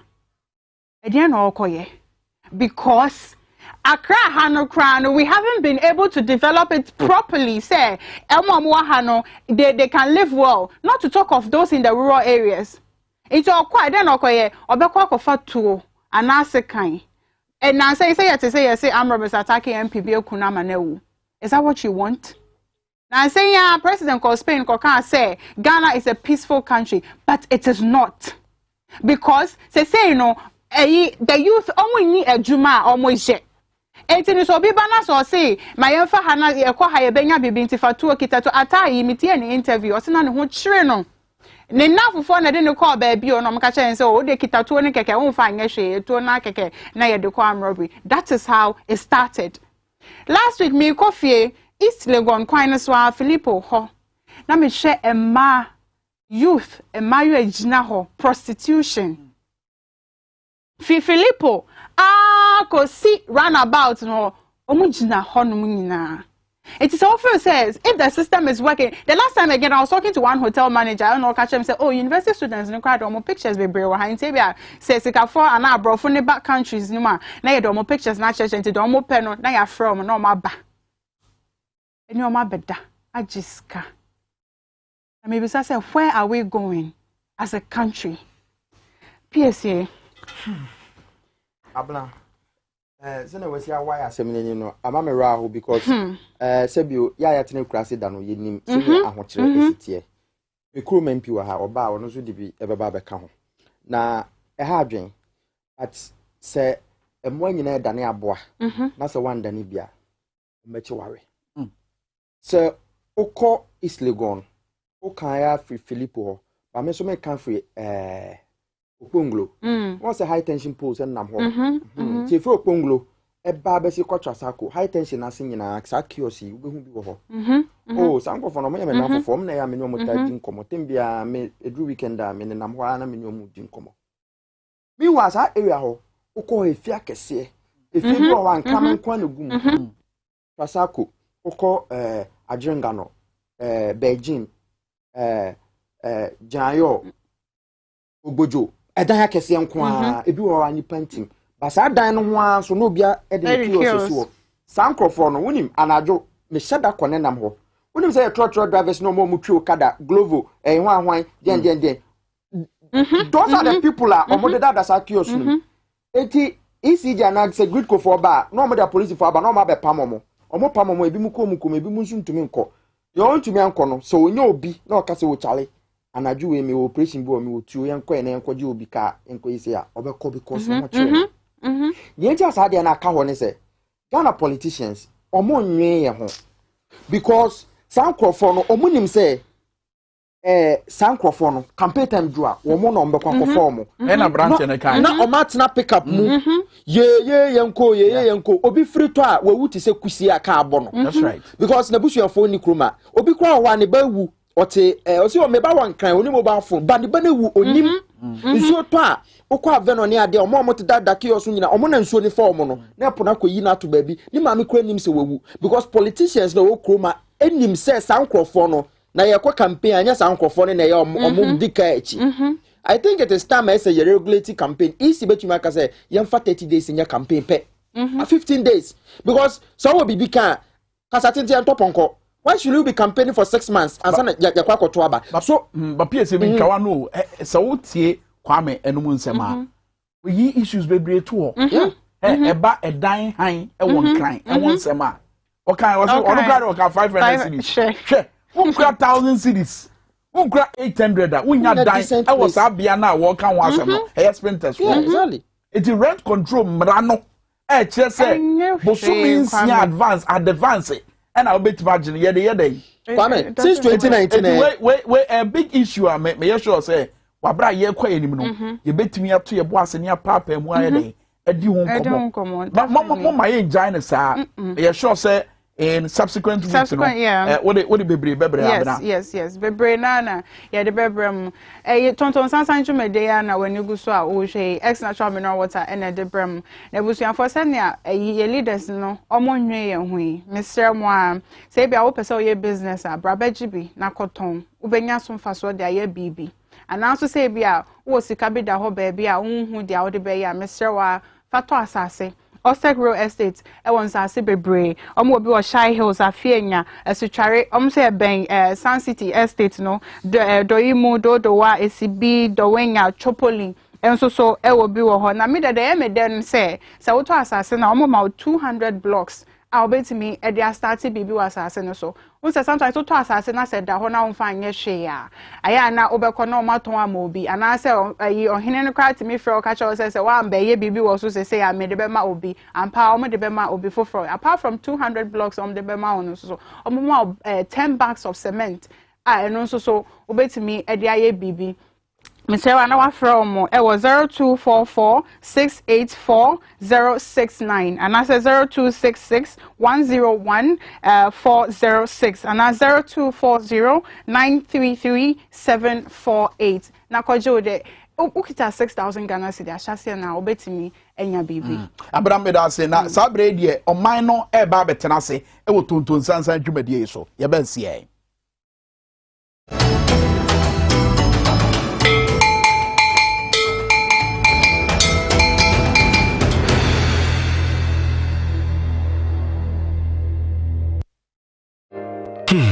If I cry na menyisika, etia ye mefui.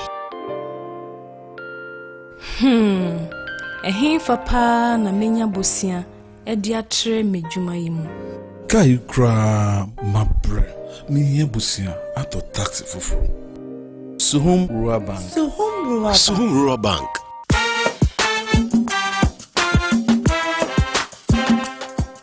Yema kwa baba Suhum Rural Bank. Ye won hye ahodo bi te se dwadifo abosia, ekokro bosia, susu account. Eni da so wo ho savings account. Me bada chain savings account. Ene de keka ho. Suhum Rural Bank was 03422919896. Na won so wetumi aka se. Suhum Rural Bank. Ama ene mayeka ona. Suhum Rural Bank. Enti me pa minie. Me damwase. Suhum Rural Bank, growing our heritage.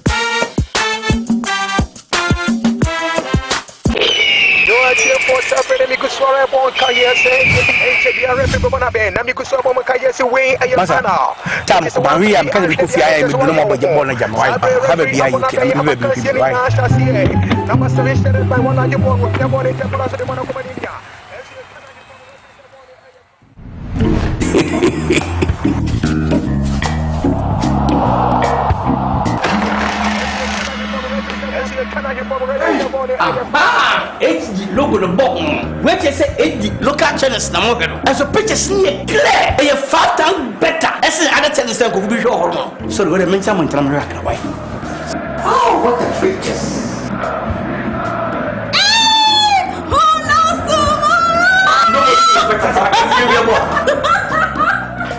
What a picture.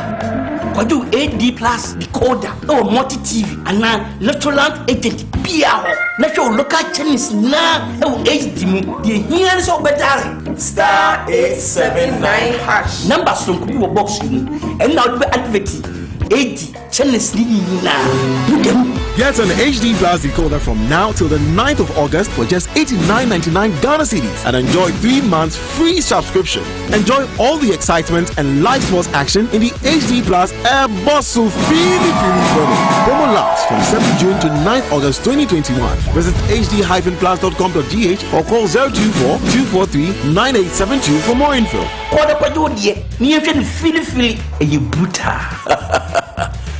Half a nose for good things.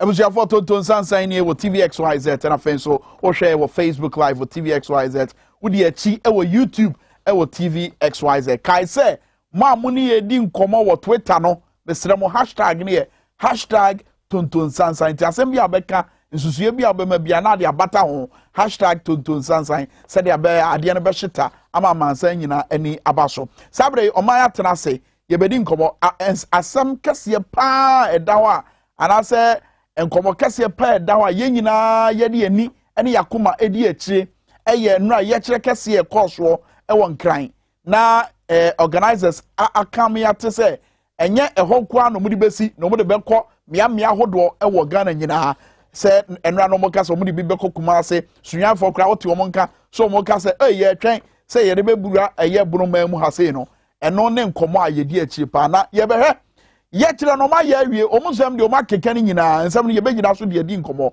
but ne kra ne sen eno ne question no Honorable Sulemana Adama Ramsey a member of parliament Emma Adishia wo Time constituency na ye ka time a okay 2008 about on ye to ye room pempe so bi atwimu time wo time Honorable ye wache mo akwa aba Siminia PSO crown so I say na ye ne no befa nkobotwetwe but mamenka will say a year national communication team member ma MPP Amanyoko no kwasi kwaten ono so beba beka yensa ase wo if you say na ono so abeboa nkobotwetwe nim Honorable akwa aba bio na ye sha ase no na medo ko achi kakra ye 2020 about 20 no menim say the former MP for time Honorable Akwasi Jan Tutu wojina content cro say ono so pre akonya no na wukrim de no hwe ho say brum e de enkonya na say hefa na ukowura ya utimi edi sa adwuma no ene ade hye wo time e de omura nyina hye omu se kogina oma na mu e omra hye bedwafie okay me da siminia me chewa tifo ene wa hwefo nyina nso na maka se enye ono na me krim no hwe ho time for na ye o madwen se omo de mbeba parliament nti na ye ni panan fise na ono gina na MPP candidate ono no ye sitting MP so ka ho na frɛ gum enso no mo candidate na ono so free NDC strongholder e what time ho e bro hane nti na ade hye na na ye o ma adwen se e wo so o de me ba if is all her circumstances no nyoma esisi ye na bebre e give up se enye yie nanso na Nyankopon na nkasa ne ade hye ai what time na ye o ma adwen se me ya no beso ma me because no mo mpese for the second time general secretary in the constituency ebe taken by NPP na me kan platform bi so se me see 2016 na ekodi NPP ho na nsi biom but the man ye nwanwa pa ene se obi a wagina pen se member of parliament na wetin me criminal show sa no I mean we say even though work say time for na ye nanso wa na wanim da krata na ye to aba wo so no enti enya nwanwa se bibi sa timi si ye say political positions and me hu nkomo amudi yi say ye hu ni say somo a ya nyoma bebre si ni ensi because me hu say som frɛ say am frɛ na opre ho a enye yi nti me gidi say me ba no time for na frɛ me nti me make reference to them because election ankasa no ye to yansa na 2020 no duru after 2016 election na time for na ankasa eso hu ni omo hu ene MP was ni juma odi no omo ankasa start kan ho asem from 2017 nti edu 2020 ni de na omo ayo omadwen nti no matter what nipa de beba bia na minim se enye yie nti na enye konketo ade nanso enam se na omo ayo omadwen ponti e ko kan sem no kura nyina wie wo na wo kan eso no abo wo de ya na yesebra nipa na ofre osebra wo de o resources no ho de na onim de abegina no omo ni hwam so okay said the amount for say ayo madwen po no sanso na sabra ye kase amount for ayo madwen po ewo ensema hodo ekoso ewo my Ghana na many PSC okra ne ntia wo ha very simple and unim dada say eba bono ene important hodo ya da wakoma so fi say hona wa ye adwuma hona winyini ya ye dante ya in fact me abunu ni anka bebro that's one link PSC we experience in the Bono region no to near amafo ye no mokasa free Bono area hono e kan ye na the battle topic ever fix the country you want let so many that so say ibisunu ku bi besi some of the key issues o mo raising you know ebi ene nya wunim visa free sa area no ebi ne de so ukodu Bono mantema o se sa hwe senior master Cave region na first na Techiman ena Kentampo ena Tebubu ne your friend is yeji any prime na nyina eka ho na se o mate na hafofo so duan kwanta ne bechem omo so akọ ahafo nti se akọ ka sunwane ukọbono a ufa sunwane na afa kira na wawurem boku ho apie wanchi na afi oba to the western so a enam sunwane sa na afa nsu atre na ewuremu akwa kupimu ewo wamfie doma na doma western potemo na afa boda no so sa akwa kofa sampa akupiemu ewo banda iti sa wo hwa no Bono ankasa ye baby a amanfo pe business especially ukọ to say doma poultry farming na ya de wo pa first na nka kusuampo de okosere obi one poultry farmer o ba odi bebre beba na okopie mu e wo baby bi te say sunyane techim sunyane na brekuma eno ye business sampa ye business time okọ time a farming area baby bi te say nsoko okọ baby bi te say badu na san kronkro no Dr. Buzia Krom ho akrobi area hoko wenchi zo ye business kakra na efu so kakra enti areas no ohwa niema ha omo one so ohwa oman na e kasa fix the country abono for dey be kasa tifuel so man omo ye business be kasa tifuel so me papa business obe ka cho se me ba beto ade ne na eti sei na se me ba na yetuma me so me kwa me so me de betum tu ba na complain anu no be ka cho wane se enema nkoyi aside that no cashew pricing and a key issue because also German South, German North, time when Chi constituency and a Banda constituency, and even to some extent, Oba Doma West, ne Doma Central area, one baby, amount for do cashew. Now, baby, cashew does so pa a German North, time and a Banda. That's right. Now, cashew pricing for over the past 4 years, because in 2016, na cashew pricing, so utumiko way bag on. Na omoto kilo bako 8 cedis 9 cedis and 10 cedis depending on baby akwa tono but say aslampia ba to say just this year akwa cashew we be moto cashew 2 cedis per kilo so it means first na amount for carry cashew 1 kilo 9 cedis 10 cedis akwa carry bag bako 1000 no and bag na 1,000 in 2016 and as our bag no 250 Ghana cedis. It's a some kesipa and I'm sure say obiti say guessing jana or share free yes I'll be sure say after the show be free. It's one of those problems here. When you PC about me sure say you new amount. Now almost I know mo kasa and actually say mo amanyofo no but dio mo amo NDC MPP but me back kura no so no normal water on the say yes say on the MPP before for kra. What is asem na epemo say? That's me no Obia Bruni City who much is given, much is expected. Yeah, ye bibi share won sabia no ye accountability free ho. But see I may not idea. Me constituents I have to be accountable to my constituents as a member of parliament. Me NDC demo. Now so ye do minor shenensa I was a ye accountability free omo ho no. His Excellency na Akufo Addo ne MPP aban. Nti se metese ya yetifie no ye accountability free ho a na mahu se enye omo a abufo na boroso ama omu ni gidie wa MPP abanum ndi ye gidi se e wo se ye dena ma no kot ye ekoni otifie no so ye de blame no bi common no so but na bibi sunti e na omu yi mu free wo de MPP baaye eto omu yi blame no free mu so ye mini ase ye de toto nsane ani na ye ka se ye de ni MPP NDC ho ye ni NDC MPP ho ye ya enye yie kura ebeye te se bakon akosoro bakon akofam kese pa wan be kosoro o se obi anim se NDC wosoro obi anim se amamuo mu amanyosem mu empuntuo mu se ye dwen Ghana fo ho se ye de Ghana fo juma ye de ahye ye nsa no tema ye wo ye nye asobrache mahu se enye nso meye ne ebesi bia nsi media fo nwane ne ekobia nko no NDC wosoro ye kan democracy ne ode ye amamara no be ye adwuma MPP fa mamara nya adwuma yemfa ho enti Ghana fo no enam eya woni so musu no eno na omo mahu se sabi mpraduasa hwemo na doso nipa bebre be kasa asem no emu bebre MPP fo a omo adi hwemo ache enti omo hu ba bi omo di asem no befa me obi aka kire me se honorable me ntimi nto aba ma NDC na nso ne MPP aye media me nto aba no kra enti safo no bebre ena ama ebasa na nso a wake up call ade was a political class no ehwe yete akire ye hwe nyoma ekoso sebe yankase ye woso no ye nyoma ni nyina ye now so given the opportunity ye nmi no to nsane ani a NDC juma ye di ye ene se ne ye responsive se bibi nkoyie na ye betwe asan akotena akbo nkompo akahwe ne Ghana fo ekani ye betie omo a ye chan MPP bebre yame ya kwanya na ye ba ne Ghana esu bebre yi yenso ye hwe ne ye ne omo MPP fo ye beye ne ye a chan se ne ye no 2016 e na ma wo ka se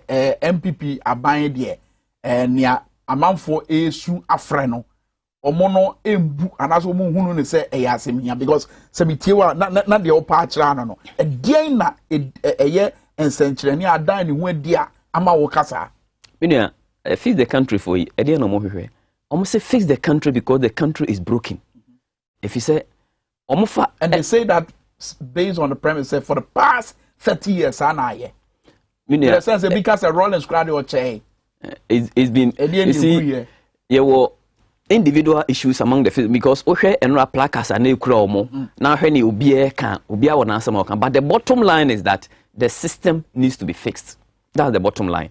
You see obia baso obia system obia government baso a ye wo emerging needs trending issues a ewo ho but your fundamental the fundamental problems are which is your constitution which is structural and all your part of your constitution mamra ne nyoma e kane nyoma e o se yesesa if you so nyoma no a ye beto ye ne bibira ase but generally what they fix the country people are saying is fix the roots. You see ye developing emerging country you can never only rely on consumption and succeed. It was say we infrastructure development maybe only from the capital expenditure you need to do that's not stimulating growth. But when you say you only do propaganda, you only do the bonifreno pleasing, doing the thing I be pleasing the public in the public's eye, then the other sectors of the economy will suffer. You will not know. And all that they are saying is fix our roads, fix our educational system, fix our health system, fix our energy problems, fix the insecurity issues, fix the perceived corruptions in the system. And now when you more bosso, and then make us aware comparative analysis. And I say, then aban we nkwa na enje sobo say akwan access enye newu enya bi kra de achen kra achen aban we mfia wadi wa akonya no so meje to menua na so se ufri bibia se a se edosun ya tibi so me fa energy for instance NDC be fa akonya in 2009 ebesi 2016 no ye generation power in 2009 was 50 capacity electricity extension was 54%. By the time ye free akonya so no na free 54% echo 83%. You see, we have had a bigger percentage. And nipa na nin kanea no akwa enim 4 years in your MPP buy a free 84%, ako 86%. They have added 2%. And comparatively, there are more people omu hi ankanea about we famomo. Omu kwani omu ko ya they only move it to 86%, 88%. So fix the system. Ebi say yesuku asama say omo mpanin John Dramani Mahama say our problem in education, first of all, is access. Because if the person is not in school, you can't take over the person. Until let's build community day senior high schools. Into a first year, or so you see 220 million, or starting 123. Almost 80 of them were almost nearing completion. Until say fix it and one. Nipan me brebenya suku ako. Aban we buy on free suku ba ako ase. Ono ankasa dia so akobo fem se ma wi school. So ono ankasa be fira se onye bi. Health infrastructure. When you mampanin John Dramani Mahama. We see dormitories. We see dormitories or schools ni bi mo. Me sure so. Omo de too many more mrashe bedwafie na wo ho. Me pese meka ne yesiesie. Enti ameka se mrashe bedwafie ba ko no na woni. Enti ameka pese me pese meka ne yesiesie. Enti ameka ne yefira se from the scratch. Because how mampanin John Dramani Mahama under the secondary education improvement project for the SEP no. Rehabilitate over 1,500 schools, over 500 schools. Your more dormitories in Yoma. These were existing schools under the secondary education improvement program. Access and quality.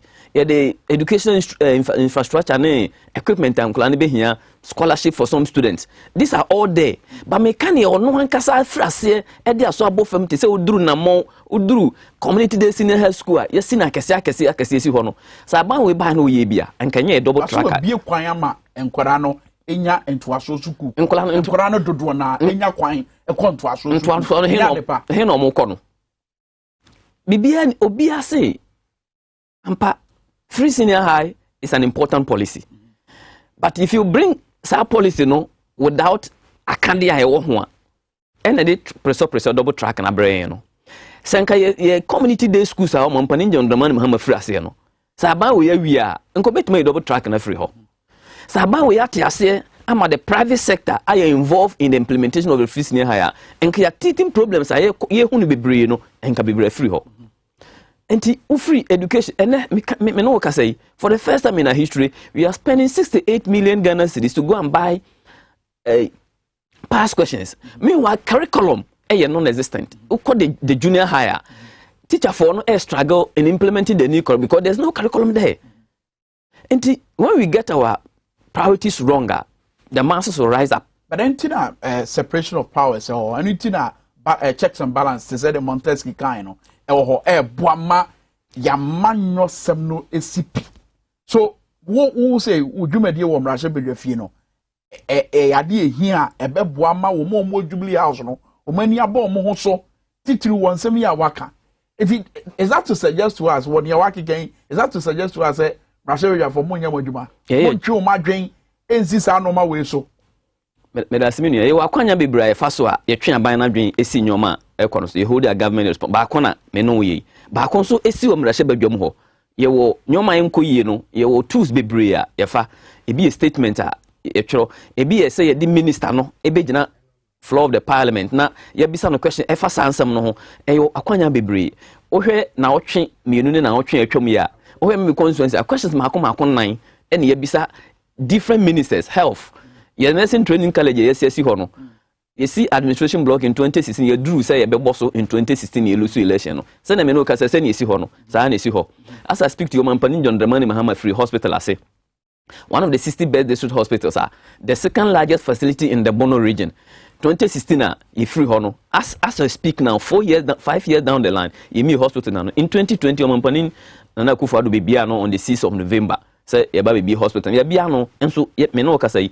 Ye move hospital staff on enkomu I feel na indication say within the week. Enti enyoma bebre wo ho a as members of parliament, that is our responsibility.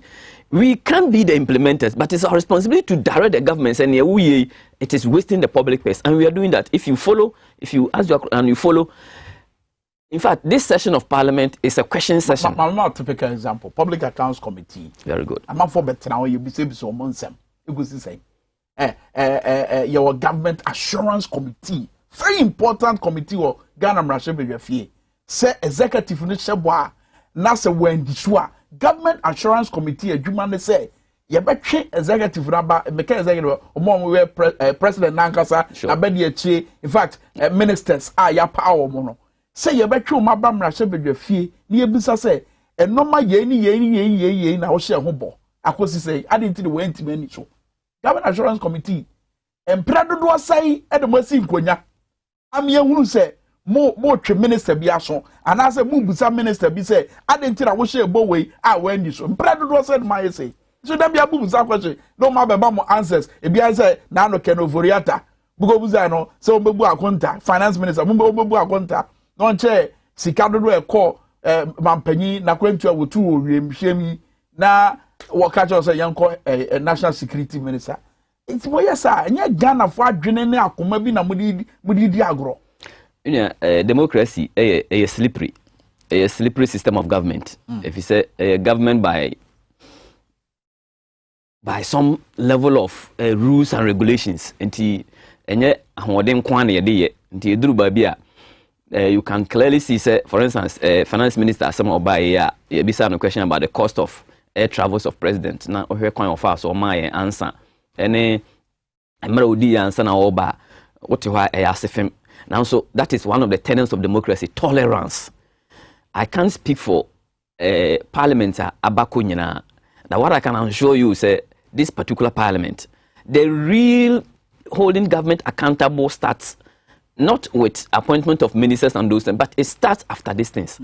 And I can assure you, say, the Public Accounts Committee, the Governance Assurance Committee. In fact, some of the ministers, when they come to the floor, we ask them to be careful with the assurance committee, with the assurances that they give. I am sure that with the dynamics of this new parliament, anyone be sisan. I didn't the woman yes no because a normal baby see Nancy is in this new parliament.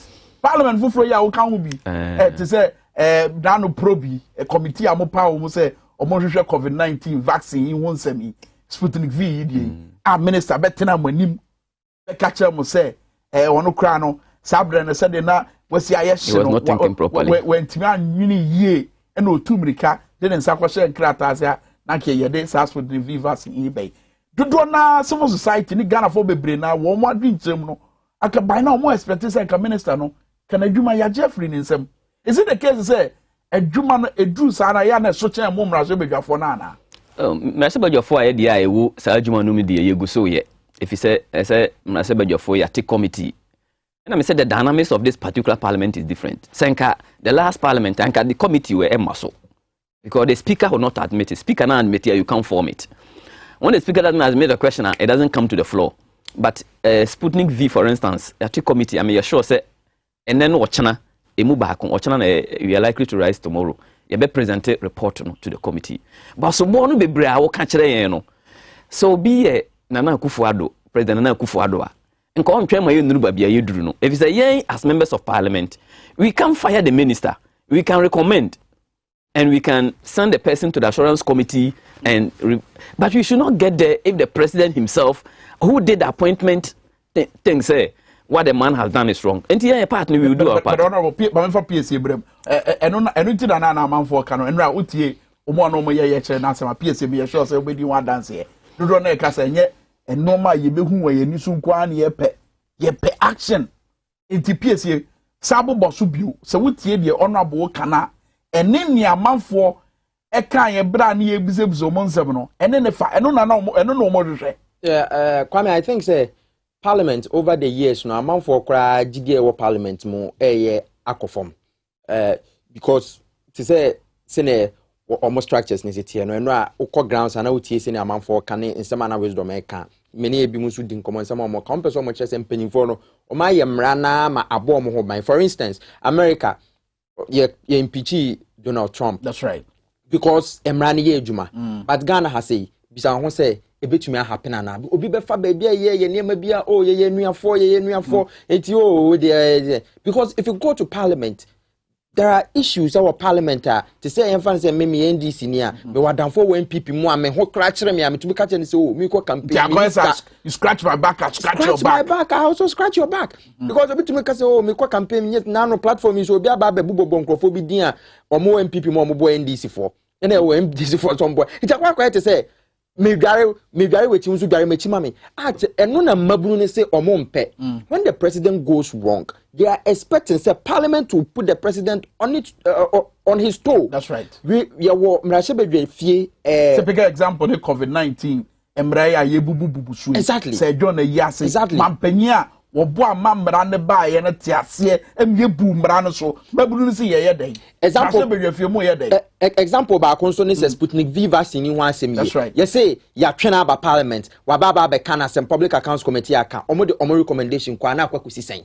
Enkosi hwe because a man of for who say Ghana for we are not angry enough, and that is why me of Akwekwaji my men will do this and still be in office. And when I'm ni so mompe. And it boils down to the point that Constitutional Review Commission now Professor Mills stay here in 2009 or so. Yeah. How many 2 years go around koje fuel almost spend eduanu mu di logistics hotel bills ya mana kokwana because the certain president promised Ghanaians say or better Constitutional Review Commission. Then Ghana for about 2008 no say unyanye ready for you. You buy na wan sha ho bono ba bete you think wo buy na wo sha ho bono. People want to see you say what implement it so that powers and concoma executive ni bebre because you see ministers Kaswa MP on friends awutu senya is how akumsin e dey na nsi wa ha yesi wa kwa twetwe NDC for babeto your parliament what happened? Nothing happened, and now she's been given the fisheries ministry to handle, and then they tell you that he is somebody who is to mobilize among former government to you be on that President Akufo-Addo Akumaso, and then the NDC MPs were there, they didn't do anything. So honorable, is it a case say and no ma Ghana for and no more yet muguso many abria or more prape bibi papa my mino. Is it a case said ye bisano a short time one? Yo, me na me da se if I say you can't mrashe bojo for asem no if you say obi eje accountability kese na nkasa free no ho no his excellent na Akufo-Addo enti say you miss the two. We are not. We Sputnik we are not. We are linking you to Mampanyino any kwaya mo betima boa am ya hold you accountable because muna mujina ya name e mrashe bojo fie. Okay. We are not. Me to say Sputnik V for instance how did Ghana for ehun say bibi wo hosa it came from the members of parliament. Very good. We have set up a committee. The committee will bring its report today. So you wait till today and let's see the report that the committee will bring and what will happen. 2, where the president travel now according to our 2 years if we hear by if we parliament. Now so your responsibility. Is it about just revealing Bibia? And I say Bibia is it just about I can announce the inquiry power because why revelation baby? But the question is why you know the crack and the say. That's it. Yeah. Unim say me catch we parliament or the power of the purse. And a sign we are supposed to be the one to hold the government accountable. That's right.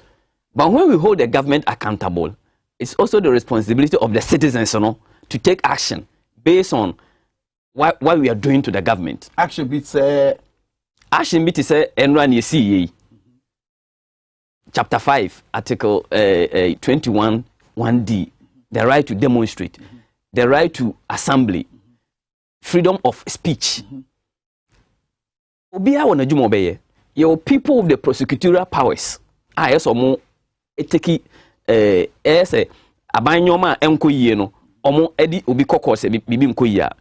Ye parliament our duty is also to hold the government accountable and also recommend and do things that we can do. For those ones we are doing.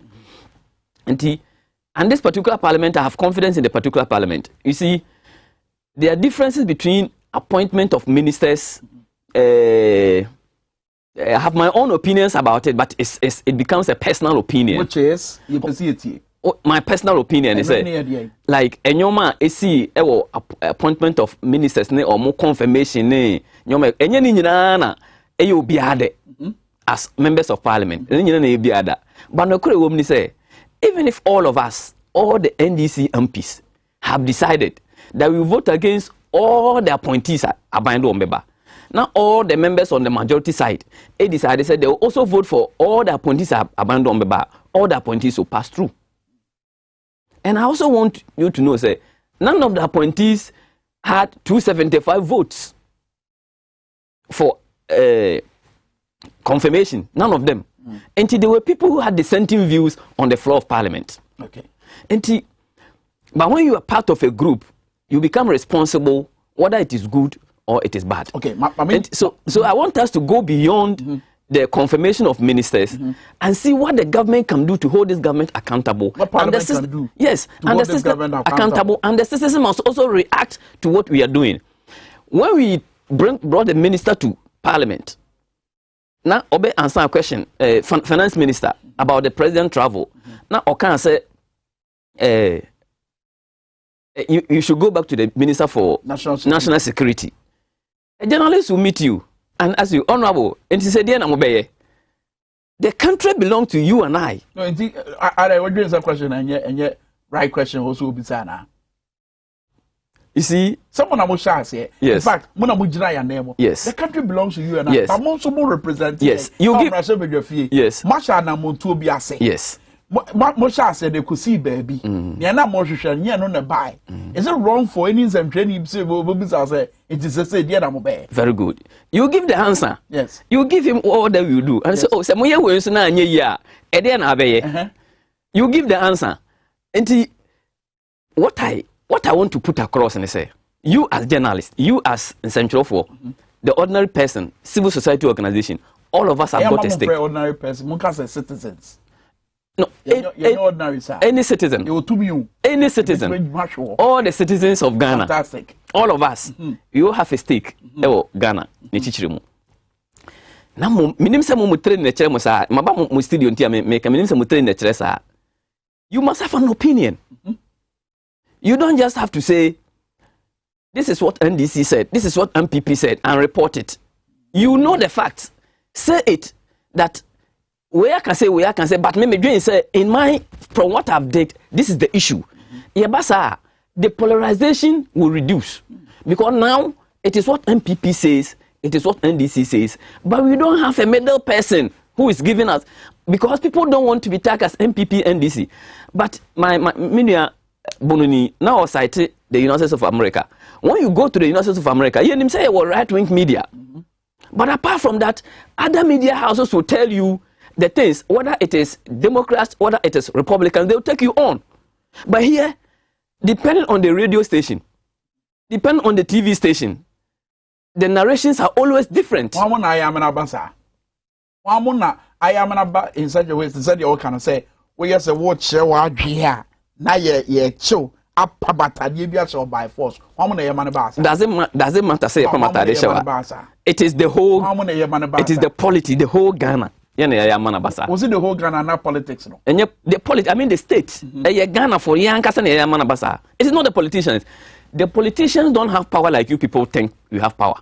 The power belongs to the people. Power no I am telling you, say, if the people say this fourth Republican must be cancelled, you see it will be cancelled. Now, you arrogate some powers to the politicians that we don't have. The people have the power. Because again, you go back to the Ananko for Nekan, Omo channel. Omo sa motiti V8 mo. Asa mo de mo ye nipa sunu kubi. Omo say I don't say quite your man sam ye na na area had. Obey MP. Ene wakukuru dai maku dunsia. Sika do konya free he. Hey, nanu ya ye man be ye CEO Emma company bi. Se de hwe adani nya Ghana anko na wo bi nso amanone. Ye hu sa na. Wo ba ji achirisi ya kasa mo ye more powerful che ya. Yeah. How did I become a member of parliament? nipa mako over 20,000 and a to vote to buy me the buy me so me a teacher ni I was teaching in the second nursing training college me different from teacher for a go on teacher for a child be me different na adwuma bia e de be ma ono e wona kande ene ne nyoma e wo se ye no kore pa mu no Ghana for na nkasa ye ba ye car MP4 car someone let all of us take a decision about what we want to do. We want the MPs to go to their constituencies and also do, in fact, with the exception of week every week, most weeks I go to the constituency for programs. I was a make-up. Do I need a car to go? Yes, I need a car. How can I get a car? Will the state provide me the car, or the state will assist me to get a car? When again, do I need another car when the state has helped me to get another car? It's a conversation that is worth having. People have genuine concerns, I agree, because we need to take a holistic view. But in the genuine concerns, I fix the country for express. I don't think it is necessarily about whether I say muhiya car and I say muhiya car, but it is a kind of car we use.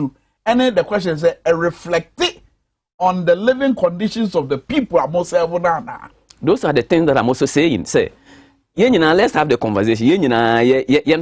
Democracy, no. Say ya netio. Ni fix the country for ye. Ni more media for mu ye. Ni civil society ye.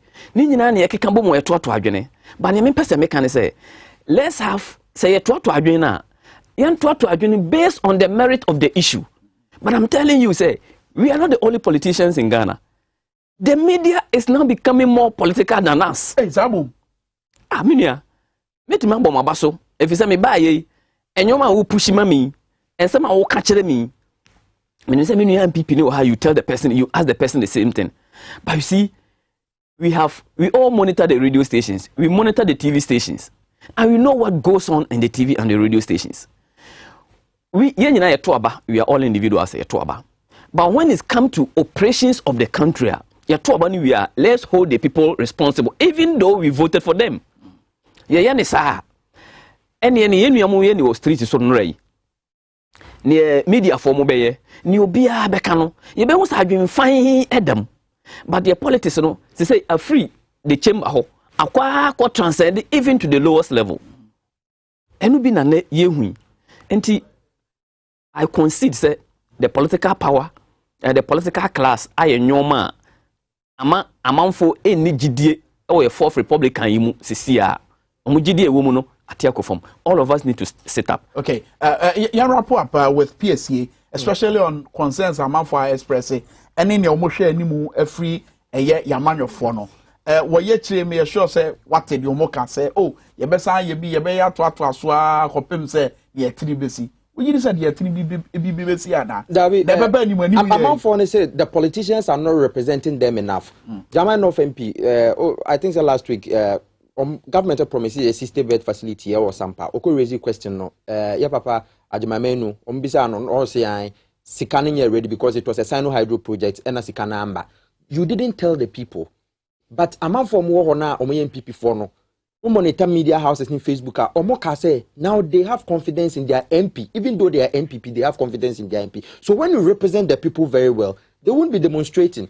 I'm for whom must say more corrupt too because of how I must see MPC some ministers must pass Romo. Who court grants I'm for some more corrupt because now no me I'm new jobbing. MP or Michael Beffy.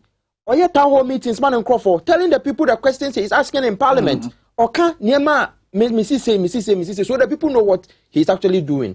But if you more on yet, MPB or calling Crawford or Casawa radio, so now and I'm not quay asa. Tell the people what you are doing.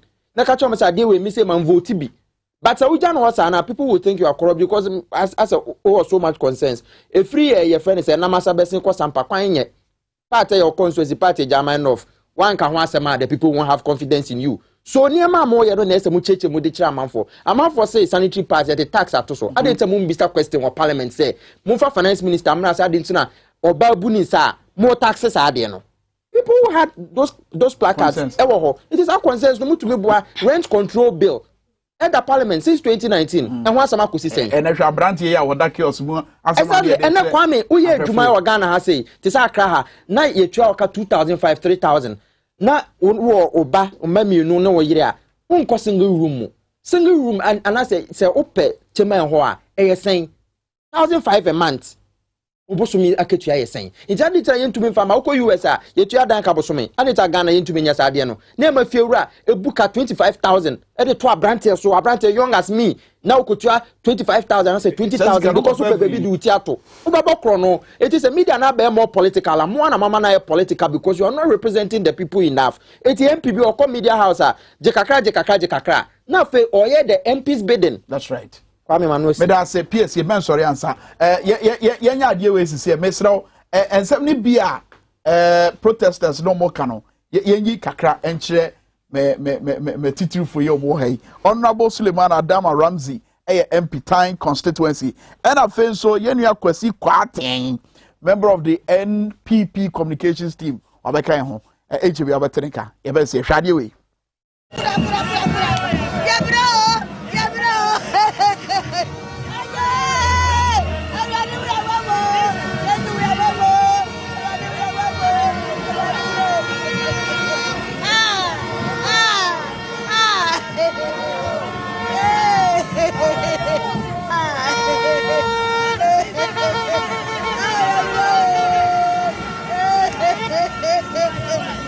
Children and grandchildren who are for the future generation, and all of you here are my sons and daughters. I'm concerned with your future and the future of my siblings, my nephews, my cousins, and everybody else in Ghana. That is my concern, so I've come out to join the youth. What do I want the government to do? What exactly? Are you telling me you don't know? Let's share with the one that you know. Share with us.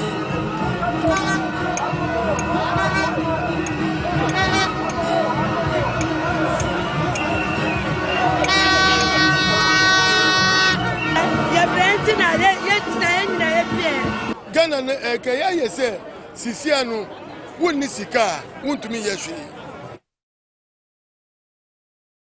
Abradi ye otwato e wote ne de wo se Ghana na ya yese wonni sika wonni hwe papa panyin a wono so ka se he mrantie ra na mubuza me ye ntia me wa mo hwe placard so na hwe so se ye oyiri ye fa nwu ya ye tu wo ye kurom hayi ye nso ne chefa ye pese ye hunu se edan ho adi wo ya brabo mu no wo de tutu de PSC kan na wotu se ejina ho pa ma me nua kwaten akwaba Kwasi Kwaten, member of the MPP communications team. Kwasi marching na te say nya me da say na we de me so my late the fix it on the cry be coming why are you so wow me fix me go ansana maka anyway and no problem no yeah no problem because you can't say fix the country no na mu bi say na mo so mo fix mo ho and na kra de udia ba ko kra ka say timemu for mo so bo asudie.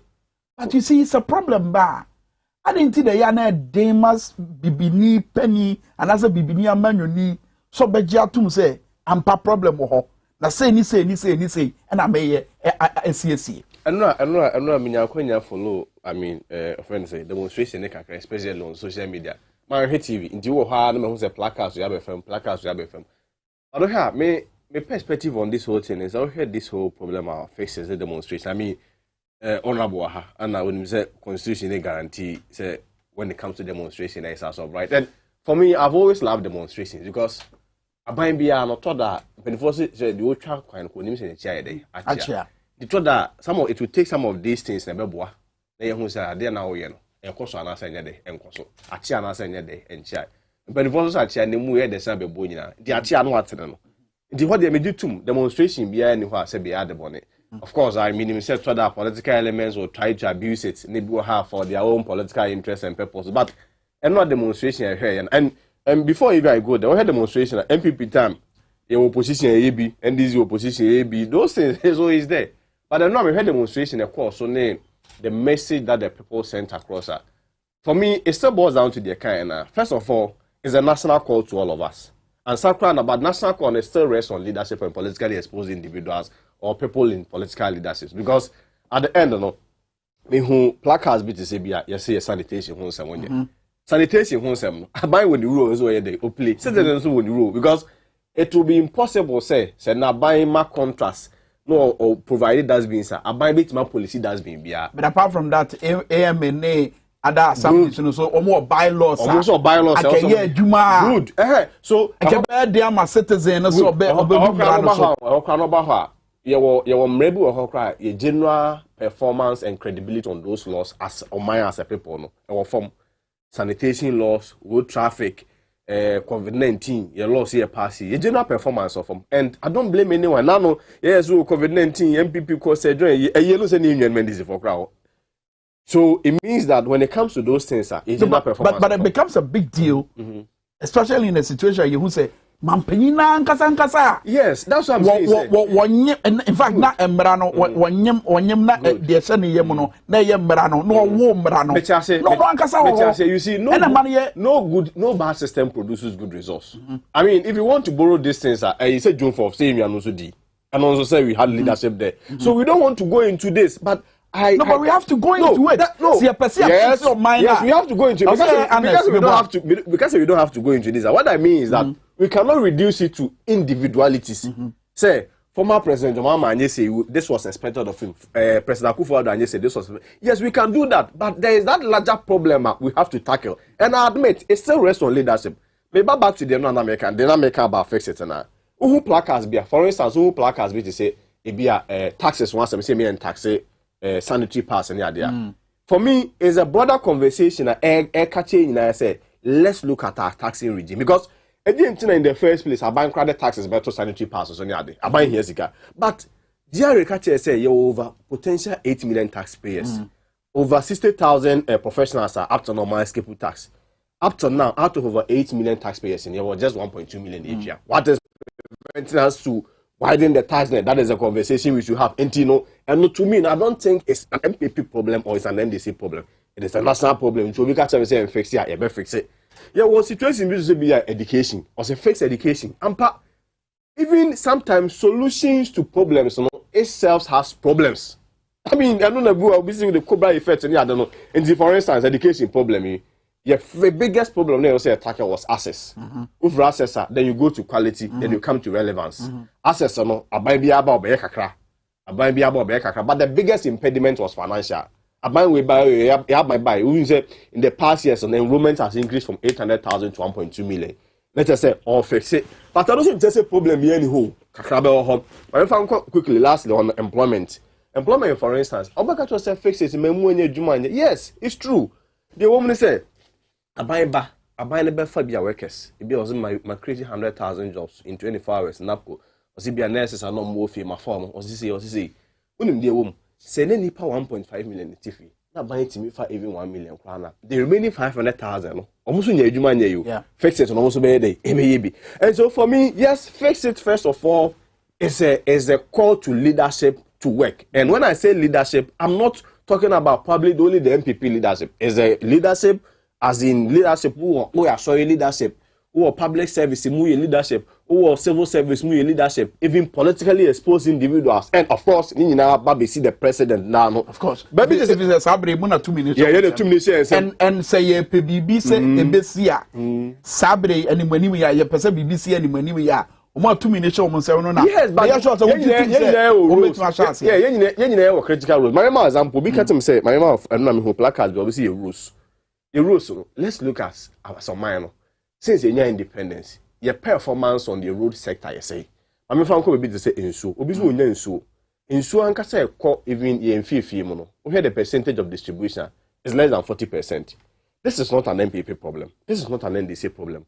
But this problem even predates even before independence. But me sure say yem rena so hon. But me sure say mu hu we nyina some problems we. Mu hu ni nyina na mu gina simpie so amosere say no, but you see, the point is that even development here, I mean, this whole thing rests to development. At the end of the day, development is a continuous process. It's not an event. Yeah. And see, even nobody expected, say, we are saying, say, Jomama should have done it or solve all this problem. It will be impossible. Today, let me end by saying this. It will be impossible, say, you stop activities in here.